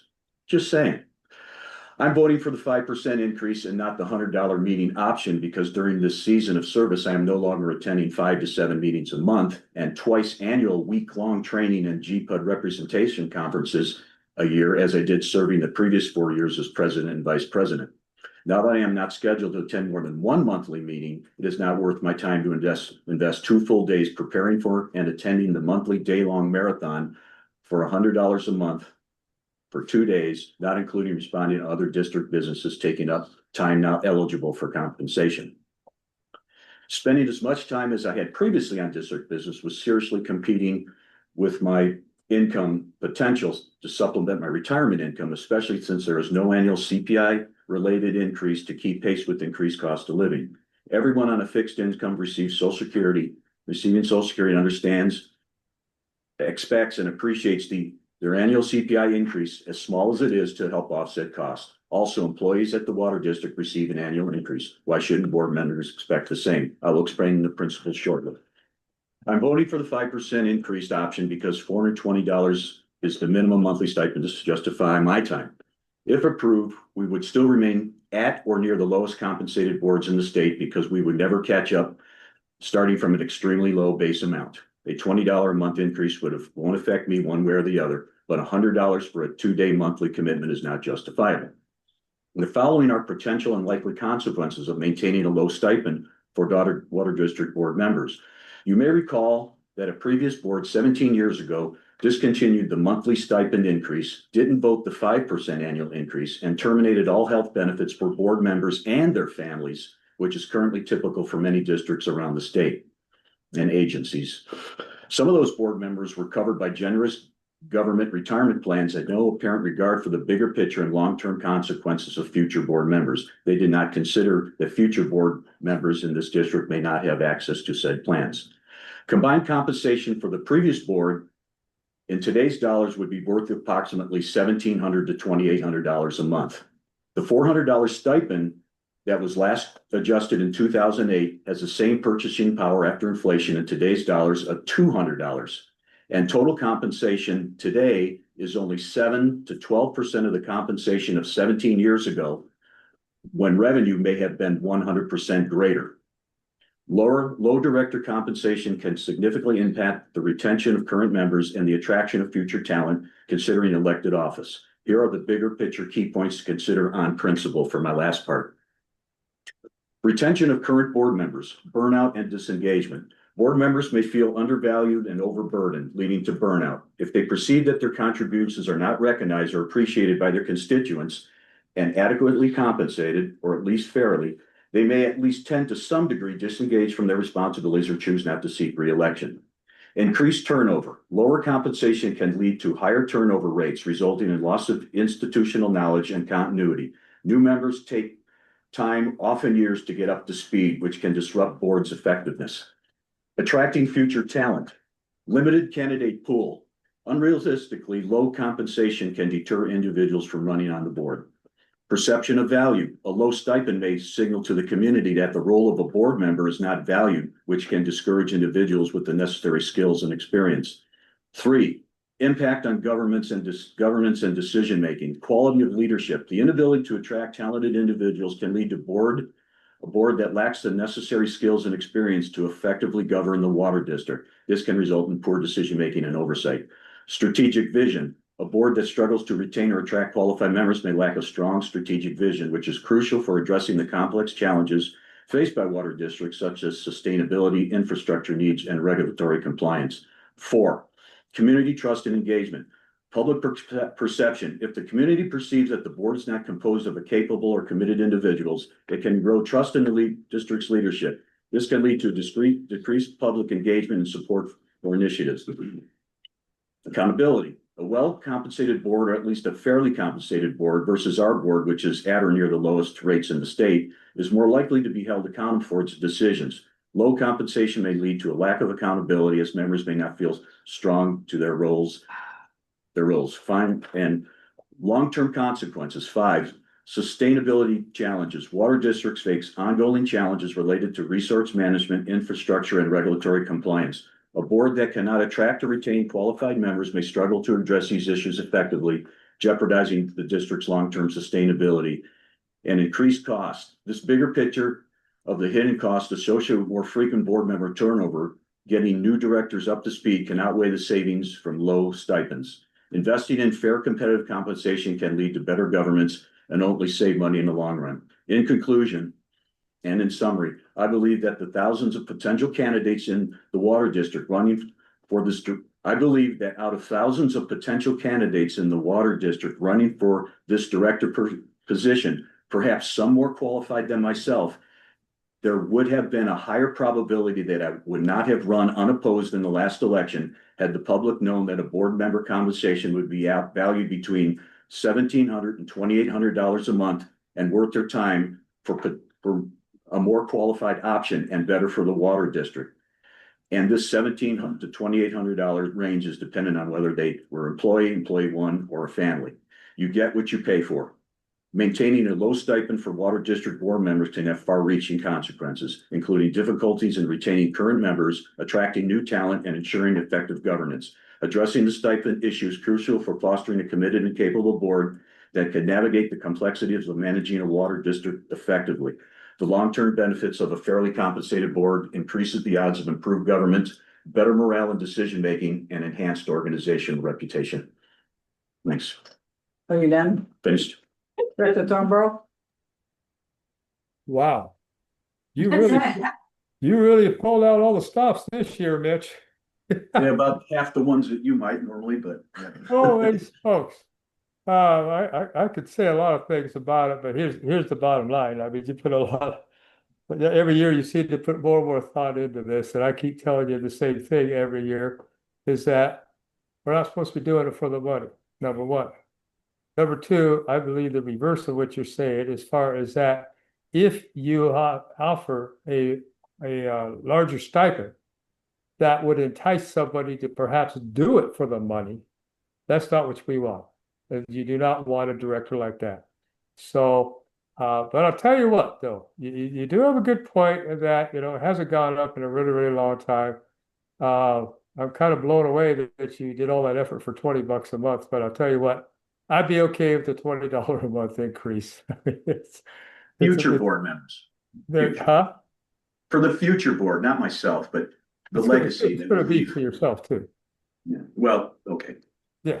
So anyway, yeah, no, that's yeah, I was kind of anticipating that from you, Mitch, because like I said, we go through this every year. But you know, like I said, you know, I'm for leaving it alone. However, you know, it has been, you know, at 400 forever, as far as I know, and $20 is not unreasonable, and certainly not anything to squabble about. So I don't care either way, Mitch. That's what I think about it. I'm done. Okay. Any other director comments? Director Stovall? I appreciate your looking at this from a retention and recruitment perspective. To me, my perspective is to talk about this and make a motion to table this discussion to pending some legal questions. So that's just kind of where I'm going with this. It's said in here that option 2 would encourage attendance at these events to allow the directors to remain updated on industry trends, development, gain insight, connect with peers, experts, as well as learn best practices, contributing to the growth of the district. And I'm very much in favor of that. However, when I look at what would generate a day of service, when I did the math, it looks like we have 12 regular board meetings, 4 special meetings, probably 8 committee meetings a year, because we don't meet every month. Where did you get that? It's his numbers. Out of my head. I did the math. Oh, okay. I mean, this is your document. Yeah, Okay. yeah, public events, there were 5 mentioned in here, I counted those 5. 4th of July, Founder's Day. Right. There's 3 days at the JPIA Aqua and Monterey, 4 days. At the August conference, another 4 days in Monterey, another 3 days in San Diego. And 1 legislative day at Sacramento, but that's a good foundation, I think, for board members to maintain that enlightenment. And that comes to 44 days. And that's $400 less than option 1. So it doesn't seem to time out. When I look at those days, I can go through the math, but given the 8 hours per event out of town, those are 15 days, the hours travel. It comes out to about 152 hours to get this enlightenment. And doing the math, that comes down to about $13 an hour, which. My concern is that I think there needs to be included in here. I would like to have included in here language to include some of the responsibilities of the board members' offices. I know with the president, my guess is that you probably meet with the general manager twice a month. Those meetings are not included in here as far as official days of service. I know as a treasurer, I come in here and look at the expenditures very, very closely. Having board members meet with legal, I think those should be included. I think that meeting with the GM, where each one of the board members meets with the GM once a month, that should be included in the day of service. As this is written for option 2, that's not included in there. And they're just not mentioned. It's always talking about going to someplace and providing a written response. So I would like to see, I'd like to get an opinion from legal. Legally, can those be included? If so, before making a decision between these 3 options, I would like to have something in writing that says board members meeting with the GM, board members meeting with you, the extra responsibilities of the president should be included in a day of service, because the way it stands, it's not addressing the whole perspective of the responsibilities for the board members. For the public that comes and approaches you. Yeah, no, I'm happy to provide that written opinion, but I can tell you now that under 16002B, which provides that alternative day of service methodology, yeah, all the definitions are pretty narrow. So a lot of the things that you just described would not fall in. that's what I recall, because I read that, and I didn't look it up this time. And I could just briefly say it's Brown Act meetings. Yeah, okay, it's all in. Second one is at a public event, if you're represented at a public event, so that would be a public event, not a private meeting with staff or council. So all the things that we do with the district, those would count, but those are gonna be pretty easy to define, because those are publicly advertised events where you're there, representing the district. Where you attend a public meeting or public hearing that another governmental agency conducts, so, Mountain Counties would be an example of that. Fourth would be a meeting of a public benefit nonprofit corporation. So that's very narrow. And then the fifth would be a participation in a training program. So let's say you went to some kind of Aqua JPI was putting on some kind of training program. Those would only be the five. So a lot of what you're describing would not count as a day of Okay, service. and that's, I don't really think you need me to write a formal No, opinion, because I yeah. think it's pretty self-explanatory. that's a legal question that I had. Yeah, And given that legal answer, yeah, and I appreciate that, and that's my recollection. Yeah. It's very defined. yeah. That it makes option two unrealistic as far as the amount of time that potential recruitment and retention would be to tide all those out of town meetings. Yeah. So to me, it takes that option out. And are those events approved by the board prior to you allowed to be going to those events? To trigger this. Yeah, we would probably want- Compensation. We So would- like if you're gonna go to a town hall that you've created. That has nothing to do with the board and the board cannot attend. Then is that like considered one?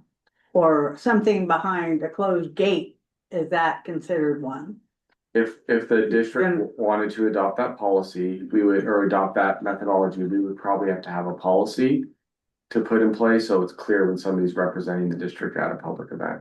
Now, that's only if the district wants to entertain that. The other thing is, I do need to speak up on the 420 theory, because, that section refers to when, you're receiving that escalator accounts for when we are doing a day of service methodology or meeting. Wouldn't apply to 5% on top of the flat 4,800 we're getting. There's no escalator that's allowed for that. Under that section that's referenced in the staff report, it contemplates increase by 5% annually for meeting attendance. So again, that's when we're not doing the flat rate that we're doing now, which is the $400 per month. So there's actually no escalator based on the current 400 per month. Can you, We'd have to switch to a Okay. day of service methodology to get the escalator, is my point. okay, so let me clarify if I hear you. We cannot switch to a 5% increase on a $400 a month. If it's a flat and it's not related to meeting their day of service coverage, I'm gonna call it the à la carte method versus the flat rate. Yeah. If you wanna use the food metaphor, pre-fee versus, à la carte, if we're using just the $400 flat, there's no escalator contemplated. The escalator contemplated kicks in once you go to the per meeting, per day of service type. So $105 would be an Exactly. escalator. Exactly. Okay, so kind of in conclusion, when I did the math of these, all these meetings, it comes to 44 meetings a year, which is a $400 a year reduction in cost to the Right. district for all members. And what I'm hearing for you, option three, which includes the 5% increase, would require a day of service. It required the à la carte methodology, so to speak. Okay. Yeah.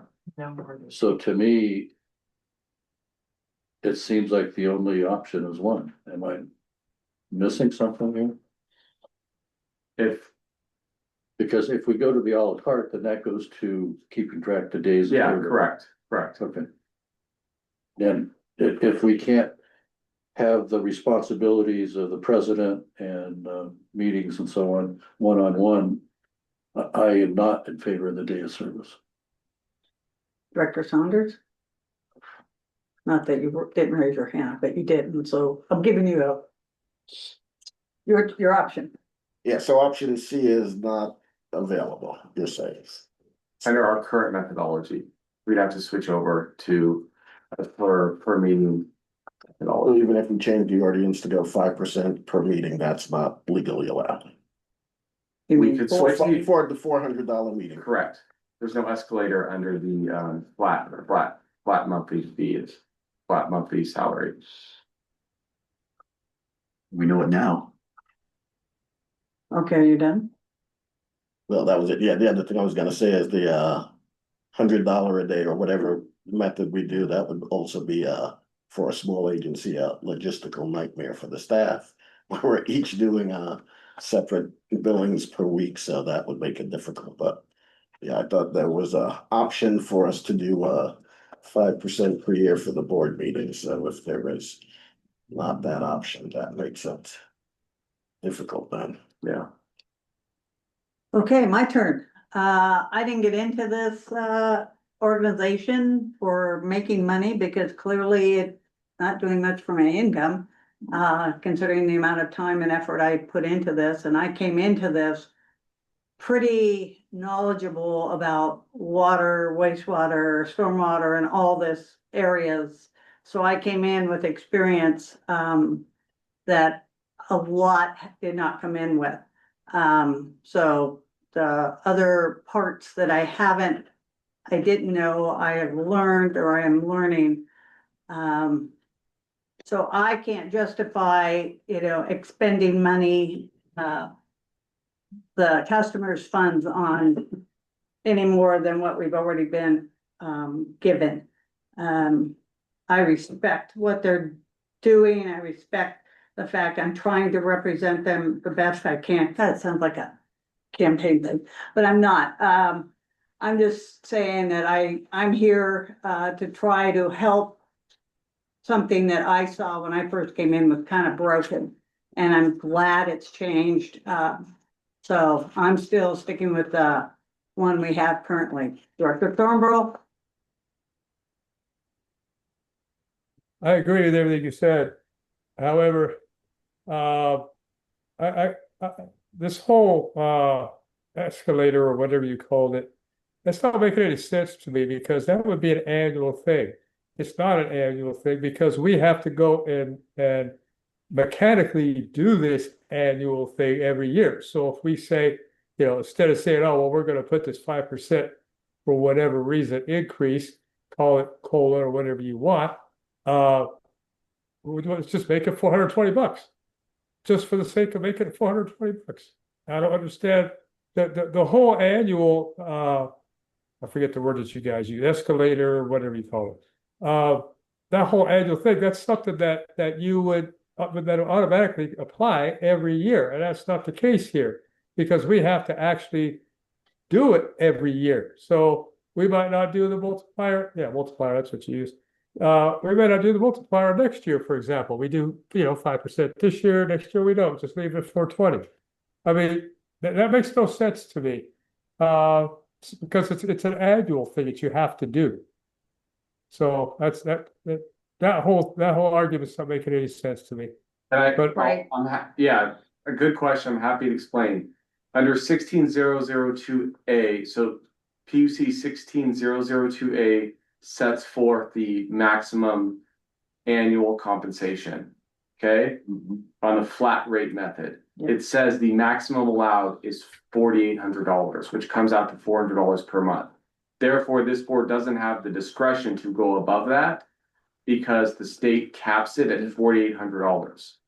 It does. There's no escalator in the state statute for the flat $4,800. There is an escalator under 16002B that's built in for 5%, but that applies to when we do a day of service for $100. Okay, well then I'll just go with the 400, leave it what it is now.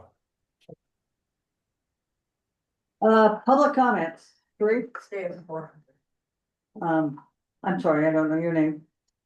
And The only thing that I would add, and I'm not discounting anything you guys do, because I have been on public boards before or nonprofits and I understand the amount of work that you put in, so I'm not gonna get into any of that. But the one thing I would like to point out is that these people are feeling economic pressure. And we just, at the December board meeting that we first went to, that there were so many people that got up and talked about how they couldn't even afford their water bills.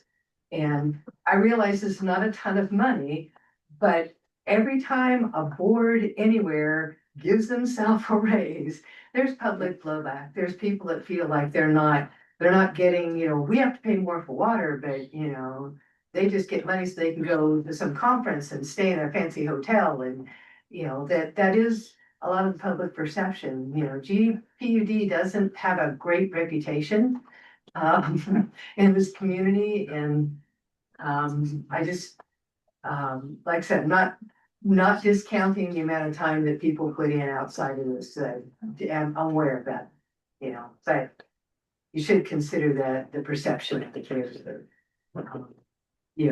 And I applaud your statements about not doing it for the money, and Mr. Zillenberg also, that I think that people assume that their representatives are doing things out of the goodness of their heart, but I also understand people need to be able to support themselves too, and that does block a certain level of people from coming into the job. So I'm not just saying perception out there.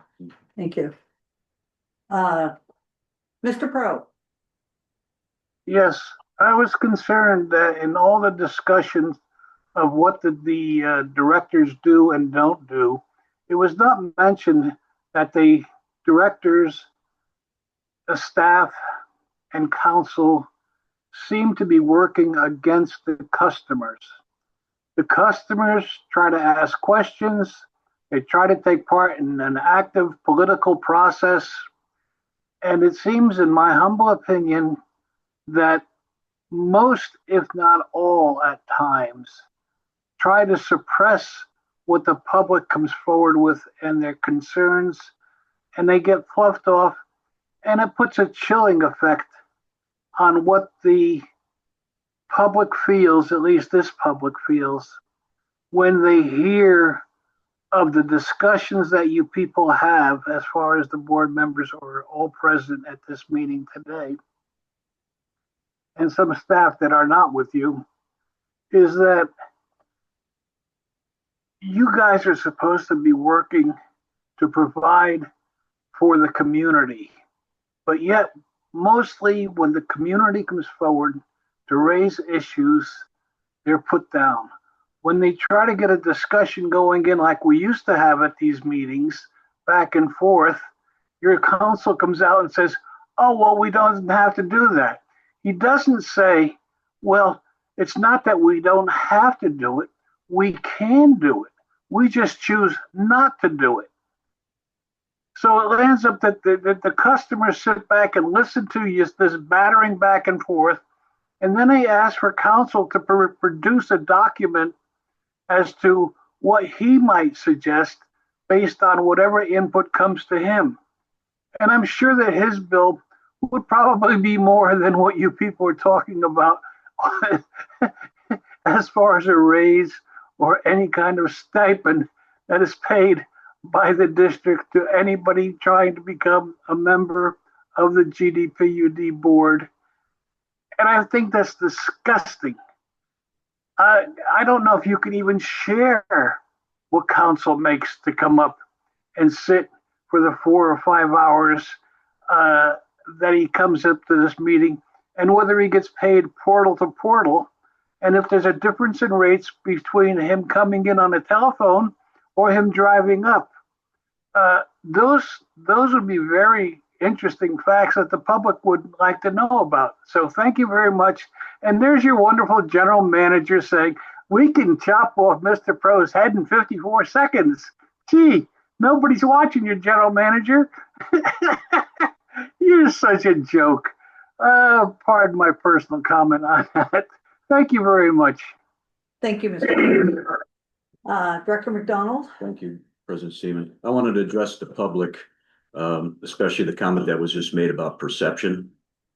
I care more about reality. The perception is that we raise our rates every year also. Yes. You drive it down their throat. People talk to me that don't know what I do. They tell me that rates go every year. Then I tell them that I do and they stand down. The perception is that we go on junkets when we're at this training. Director Stovall knows now that they're not junkets. That's the place we lay our head at night after getting 10 hours or more a day, getting trained or educated or having our district being represented in the you know what I'm saying? Yes. And what the value that people other than myself bring to this district, I would say, is even more valuable than mine. Okay. And perception is reality, but we govern here and we have to deal with reality. And besides, these places that are called Marriott Hot Springs Resort Spa, whatever, that's the name they give themselves as a sales pitch. There was only like 4 venues in the state that can accommodate 1,000 people in their convention centers. We have to go there. And I prefer not to drive or fly or take a day on each end of these trips and go through the hell that I did the last 4 years to justify with my family, taking off time away from that and my income. Okay. So you came up with $13 an hour. That's about the number I came up with, or around minimum wage when I was president. Now that I do a fraction of the meetings, which wouldn't even count what you're doing now, it's much less. Take a little breath. Oh, Okay. okay. But I'm just saying, perception is not reality and it's just rumor, and we have to govern and based on reality and the long-term consequences. And so, I was just saying for myself, it's not worth $100 a month for 2 days at this stage in my life. That's all. Thank you. Any more public comments? Yes. Yes, sir. My name is Dr. Ronald Wright. I'm not seeing the excellence that you're referring to. I find this to be an incredibly dysfunctional water district. The public perception is terrible. I don't think throwing money at directors is going to improve your public perception.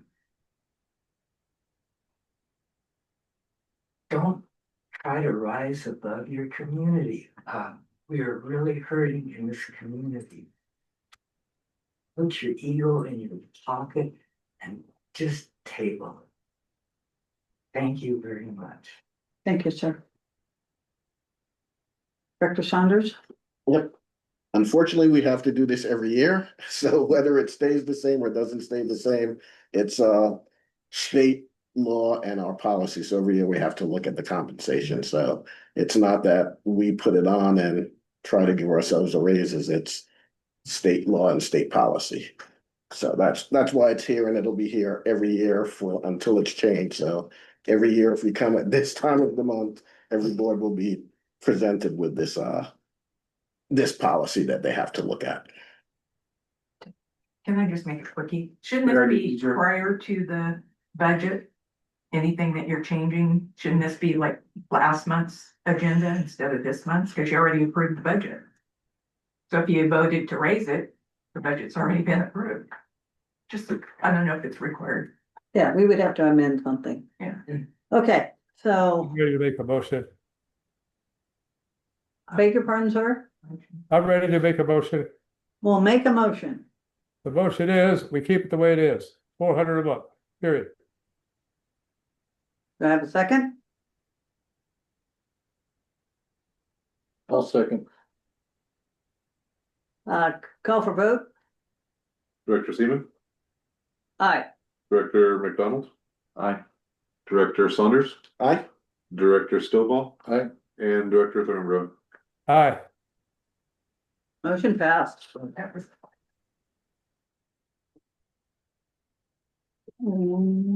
Okay, so we're up to amendment Did I hear something I'm not supposed to be hearing? I'm up to 9D. Amendment for employment agreement with general manager. Yes, Council, yeah, this item is presented before you. It is consider and approving the second amendment to the employment agreement with the general manager. This amendment does, it makes, one change to the agreement to adjust, to allow the general manager to receive a merit salary increase of 2% to his base salary. Specific dollar amount is on the agenda staff report. Like, I'm trying to pull it up fast and furious. But when we agree, it'll go from 190,000 to 193,800, which is 2%. And that's essentially the long and short of it. It will be retroactive to, sorry, I'm trying to, August 17th. August 17th, August 18th. can I have one point of clarification? Page 3 of 11. Under compensation, section 3. It said 169,000. That's the first one. There's an amendment to it. So I attached. Base salary, so then. Yeah, I attached the previous agreements just for transparency. Okay. Um, So then the next base salary would have been 2% over 169,000. yeah, so he received the original contract was a base salary of 169. The first amendment salary went up to 190. The second amendment proposes a merit increase of 2% to go to 193.8. And so the page 311 that you're referring to is page 3 of the original agreement. That was a couple years ago. Or 3 years ago. Okay.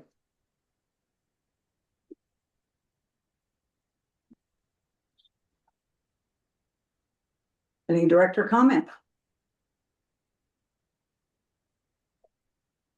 Pretty much, this is 2% over the last 2 years. We waited until the Prop 218 did go through to make sure there was enough in the budget.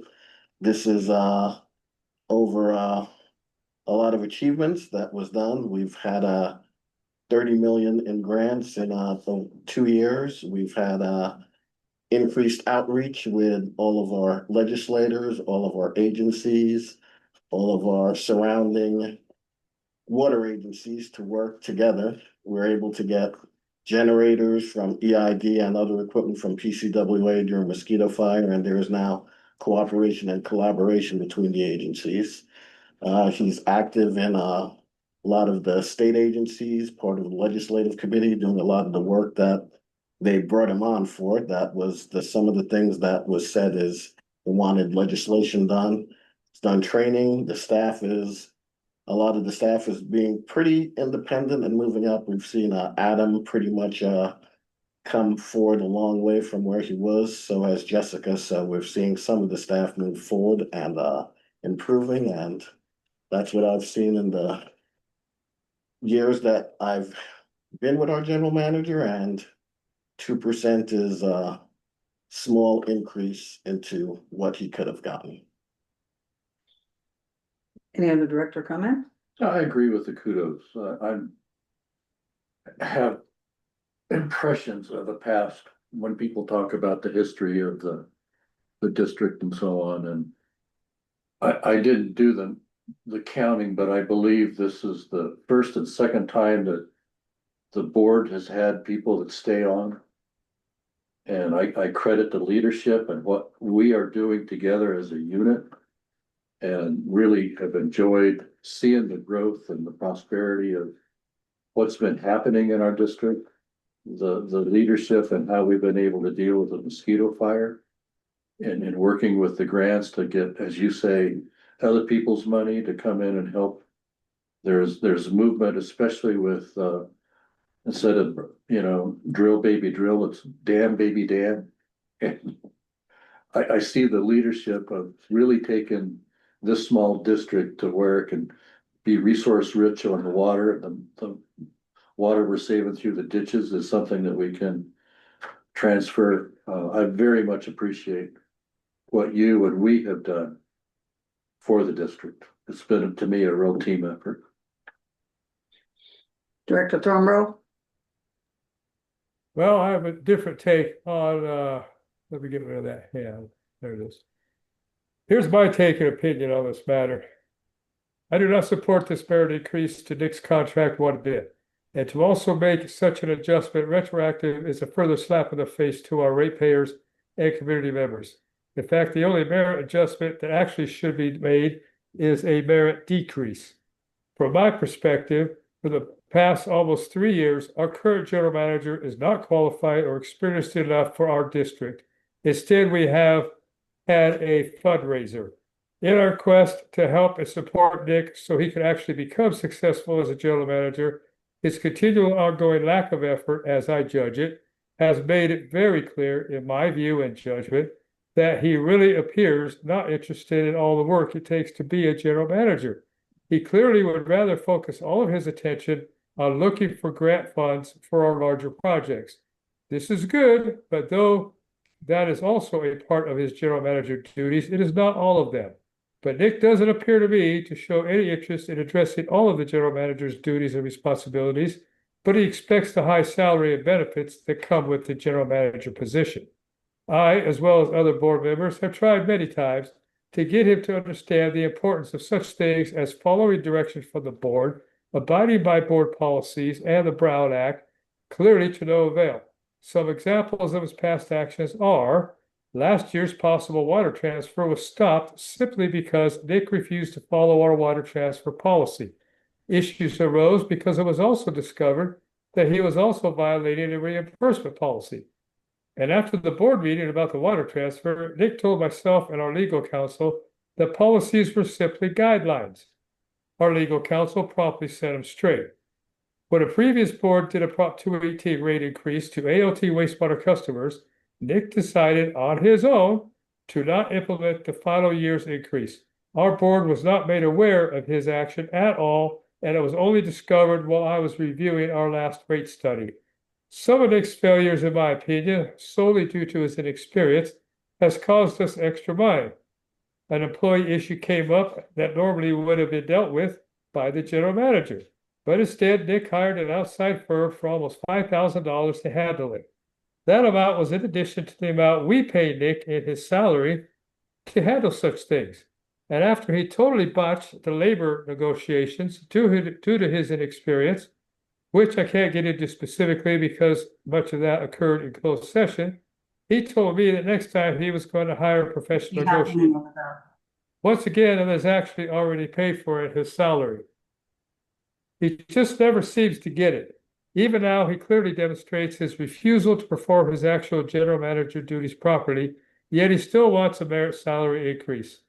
All of us board members received an email from Nick. He wanted the solar outfit to give 3 presentations to our board, just 2 members at a time, so he could circumvent the Brown Act and avoid sharing the presentation with the public. We refused. Nick, as it appears to me, actually has it in his head that in this short amount of time, he is a full-fledged, experienced, and qualified general manager. He also thought the same thing a while ago when he had only been working for us for 18 months. Nick is apparently very good with going after grants and such to fund our larger in the distant projects, and he is trying to convince board members, a few successfully, that he is a qualified and experienced general manager, but he is nowhere even close to that as I judge that. And there is a huge difference between being a general manager and a fundraiser, both in duties, responsibilities, and salary.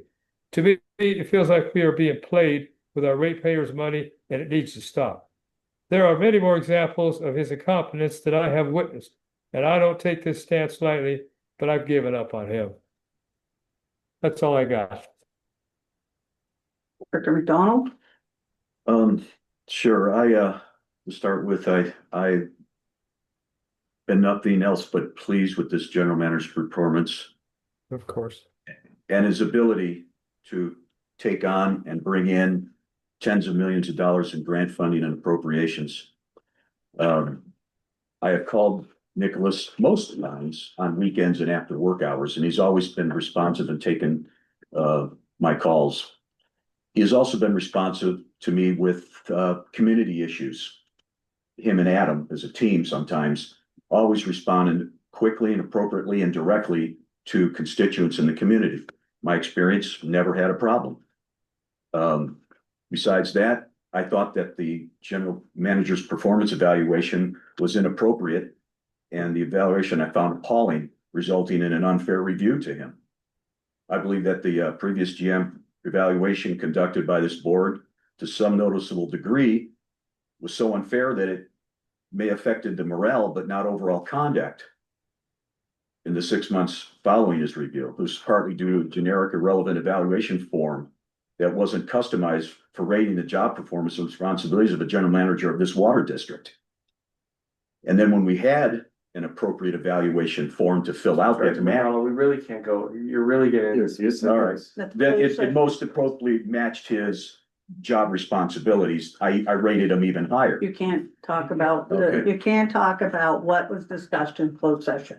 Well, You need to all right. get your comments. All right, so I support the merit increase because cost benefit analysis, a few $1,000s annually is well worth the cost of millions of dollars of income not brought in by any other general managers in the history of the water district. Okay, my turn. Since since I was vice president, it was a constant struggle to get information to better understand the workings of agenda planning. And to date, there has been not much improvement from my perspective. Information does not seem to come easily, and agendas always appear to have to be changed by the time a meeting is posted. In my view, it comes as if I have been, in my view, it comes across as I have been postured on by this general manager and spoken to unprofessionally. And at times I've had to actually put him in his place to remind him who the employee is and who one of his bosses is.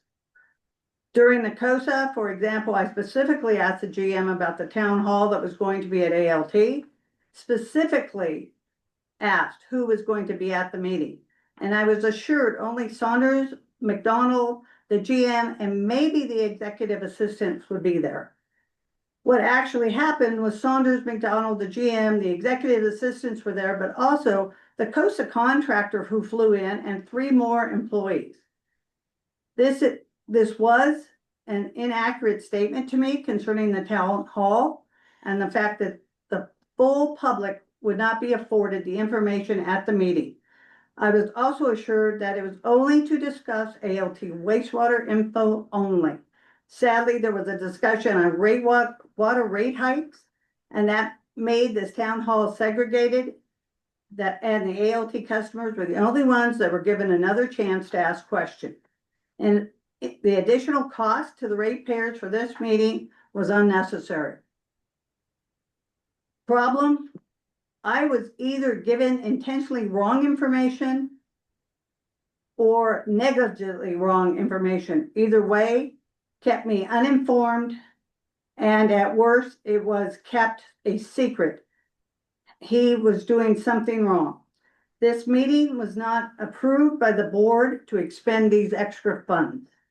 Since becoming president, agenda planning meetings have become a total waste of time and a battle. I have to ask about every item and then try to search or ask for the real information or wait for the meeting so that I can get blindsided. At the meetings, I have had to implement a statement that I read at the beginning of the meeting so the GM doesn't change the agenda sequence mid-meeting, as he has done numerous times without letting me know. Now, at the beginning of all meetings, I have to ask if he has any changes to the agenda. This is unacceptable in my view. I do not feel I am given consideration. I should be, as the chair of the meetings, the board president, not the GM. The GM has been sent to training to help his growth and professionalism. That's what we paid for and voted on, and employee relations that was completed. Yet, oddly enough, on our September meeting, an expenditure of approximately $4,600 for a personnel company was noted. Why was this? No one questioned this item. If the only area that he has shown improvement is in his networking at conferences and grant funding, I will give him credit for that.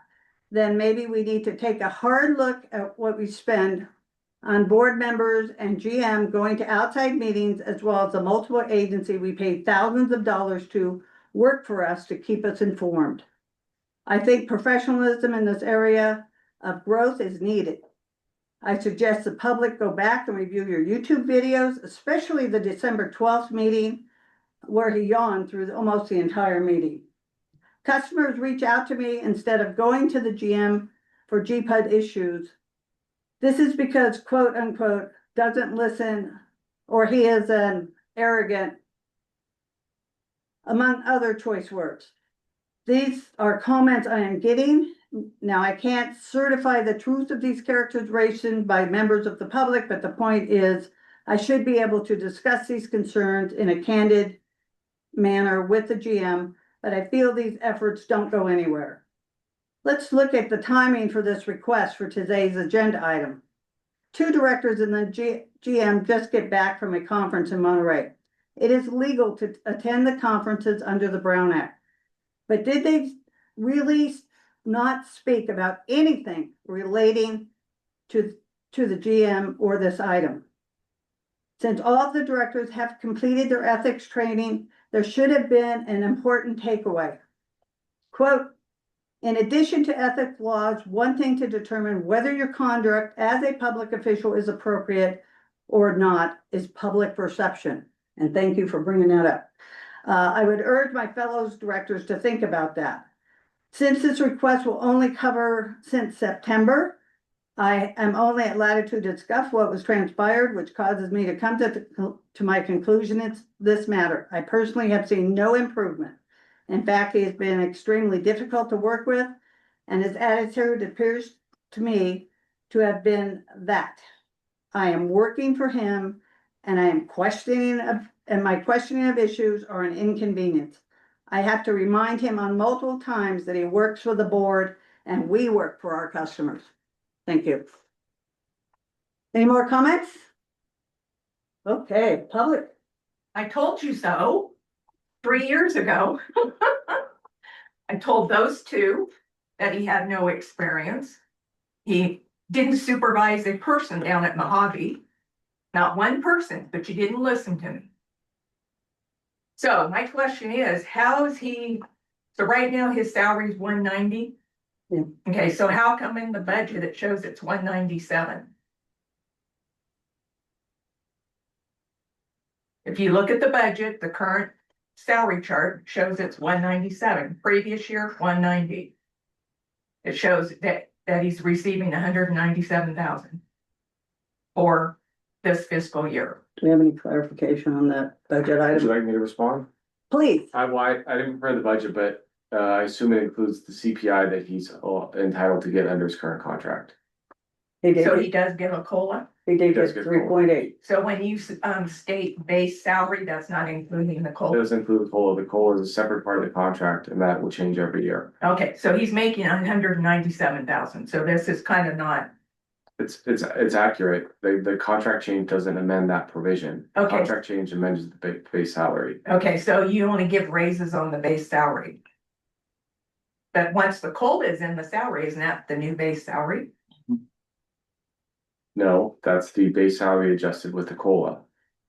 Okay, Because I'm not gonna get into it here, but I can easily explain it, but okay, so Yeah. you just going on the base salary? yes. Okay, and then next year, he's projecting he's gonna get $206,000. And that's on top of the $500 car allowance. that he's also been overpaid, because if you look at California Transparency, he was paid $6,250. His contract shows $6,000. I tried to bring that up 2 years ago, that he was being paid bi-monthly, so he was getting 26 payments versus 24 payments. So he's getting $6,250 if you go and look. So he got $250 more because they were paying it every. It could be, the transparency website is not Okay, breaking well, down all clear. It could be the cell phone stipend, it could be another. But this is prior to cell phone stipend or 2023. So anyway, I don't think the raise, if you give him a raise, it should not be retroactive. I've never heard of such a thing, 9 months after the fact. So I would say no raise. Thank you. Mr. Pro? Yes, my comments in regards to any additional salary increases, any type of stipend that the general manager may have received should not be even considered. The statements made by Mike and by the president in regards to the issues of lack of receiving information, I have received in spades. That would make the normal person sick. I did a California Public Records Act asking for many documents. All I received from the general manager and council, mind you, were wording that could go 16 different ways.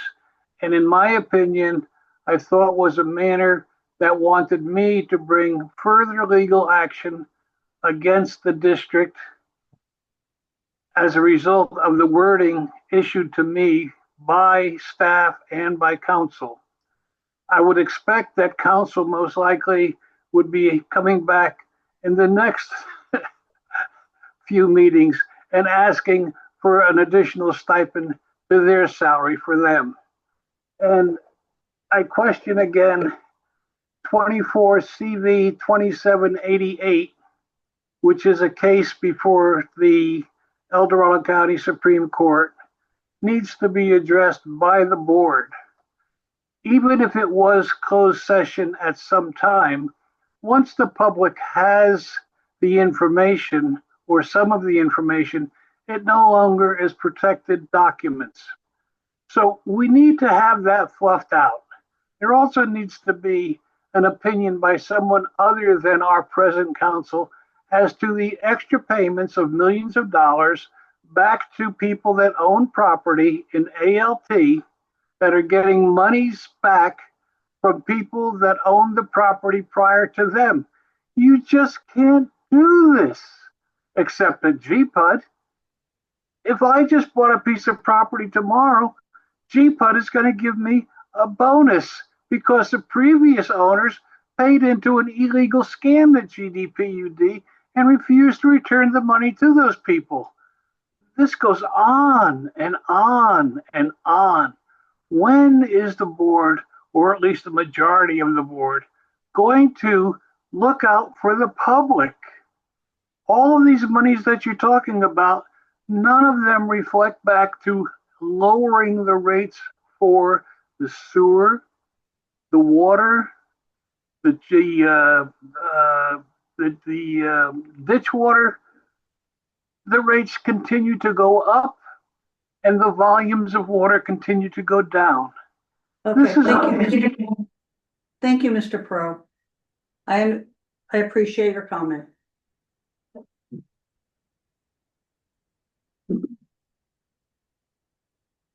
Yeah, public comment. Public comment. I was just gonna comment on the same thing I commented on last time, the perception problem with the board, that giving the general manager doesn't, giving the general manager a raise does not instill confidence in the district, the people out here that the general manager is working for them, that the board is working for them. And then as you were talking, I just thought of another, like my interactions with Mr. Snyder, which I realize, and I'm so grateful to the board that you guys approved our annexation and you're moving forward with that, and I really appreciate the work that goes with that. But I would just throw out a little anecdote about this, that when I started down this pathway and I spoke to people at LAFCO and all, that LAFCO said, have you talked to GDPUD? And I did shoot an email to Mr. Snyder and he did not respond. And I did a subsequent email that he did not respond. And somebody put a bug in my ear about, well, maybe you should CC some other people. So I did CC a number of other people and all of a sudden I got a response. And as I said, I'm so grateful to the board for approving our situation, but or approving our annexation. But there is a perception out there that you call the district and nothing happens. I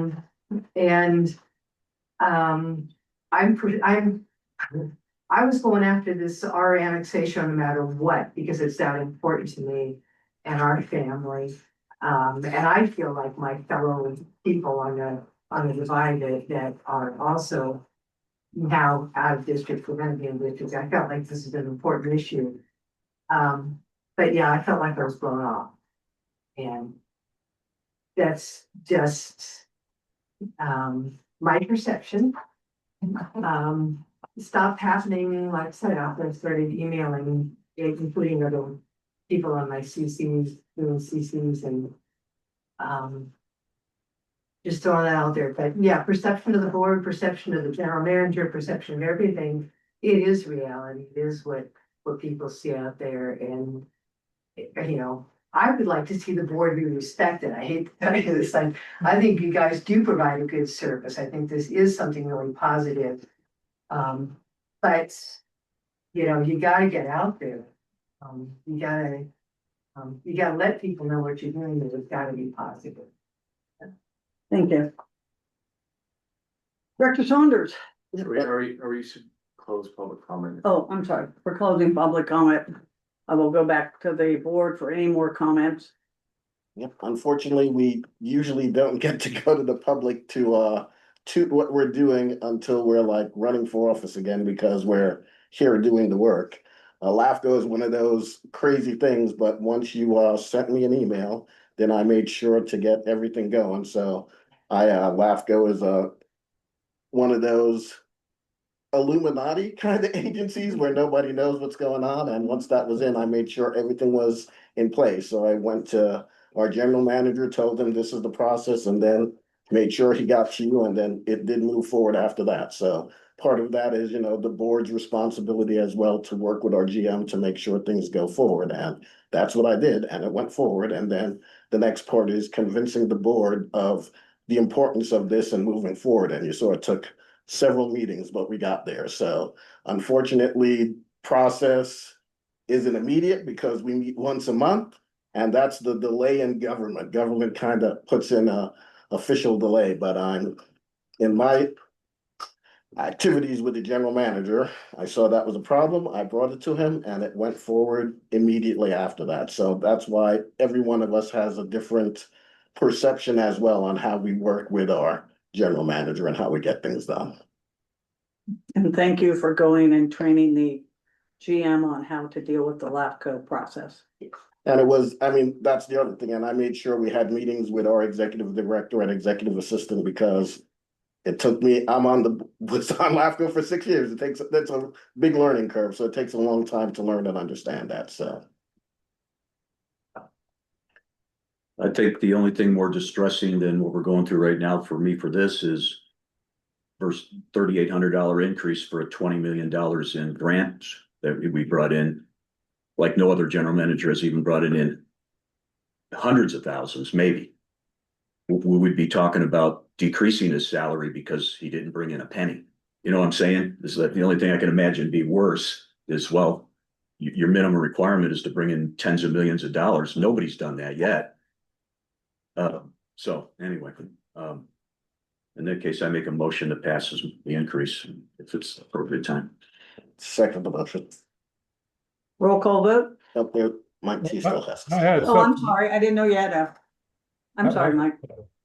I found that out. And that's exactly my point, Mitch, is that, yeah, he's doing all this grant stuff, which is great.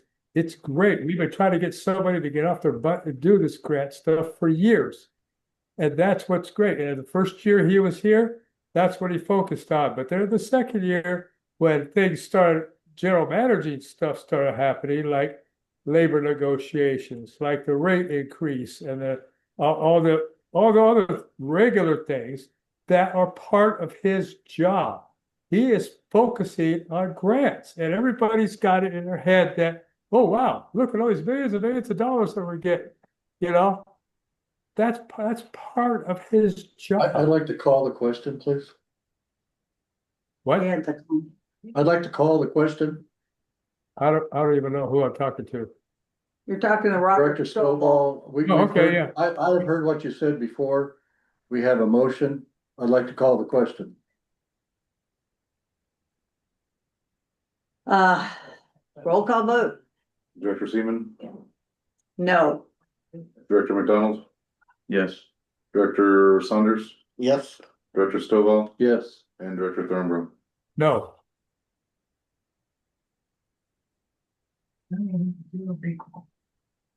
Okay, we are moving on to closed session. We are ending this meeting at 4.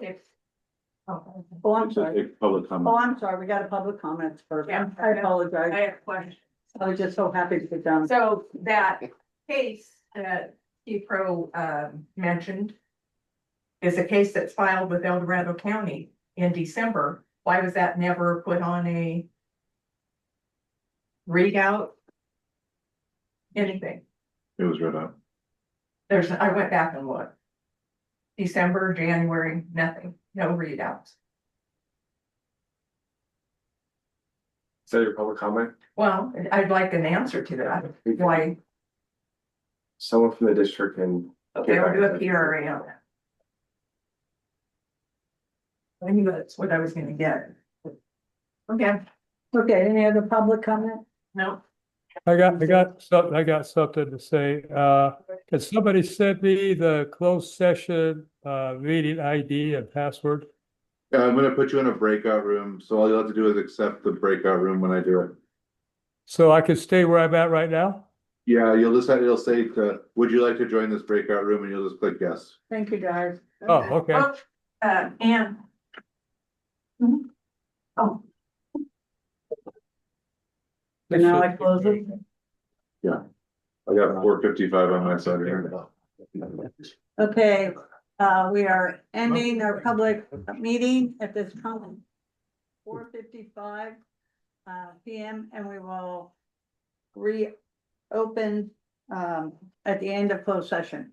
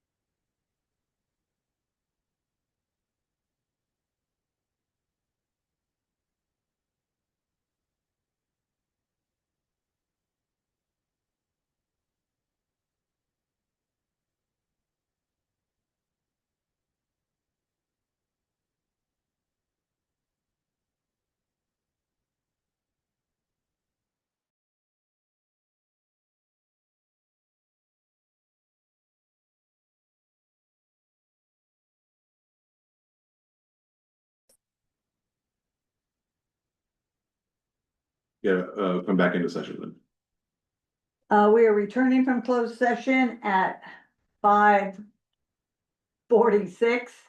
And our attorney will be giving the report out. Yeah, the board convened in closed session to discuss and deliberate on the matters as set forth on the agenda. In respect to the item on the agenda for anticipated litigation, possible initiation of litigation, one case, direction was given to initiate an action And the defendants and the other particulars will, once formally commenced, be disclosed to any person upon inquiry.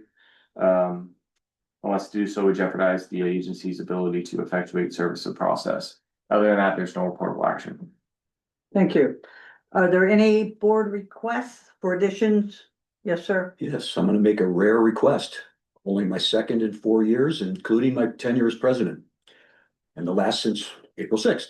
I would like to have a discussion on, looking at the, having the policy amended for an increase in the purchasing managers of, for general managers purchasing authority limit. That was reduced when he came on board, and just having a discussion about increasing it. I did a survey on all the other districts in the state, and I thought maybe we could just have a discussion on it. Okay. Any others? Oh, we did lose Mike. Yeah, he got up. Okay, Better so, not include a dump truck, otherwise yeah, the next meeting will be, July 9th at 2 p.m. at the district office. Could I have a Motion to adjourn. motion to adjourn? Second. Oh, Saunders. And McDonald. McDonald. Roll call. Do we need to do roll call on these off Zoom? We should still do a roll call. Director Seaman, Yes, Director McDonald, say aye or Aye. something. Director Saunders. Aye. Director Stovall. And Director Thornborough is absent. Meeting adjourned. 5:47 p.m.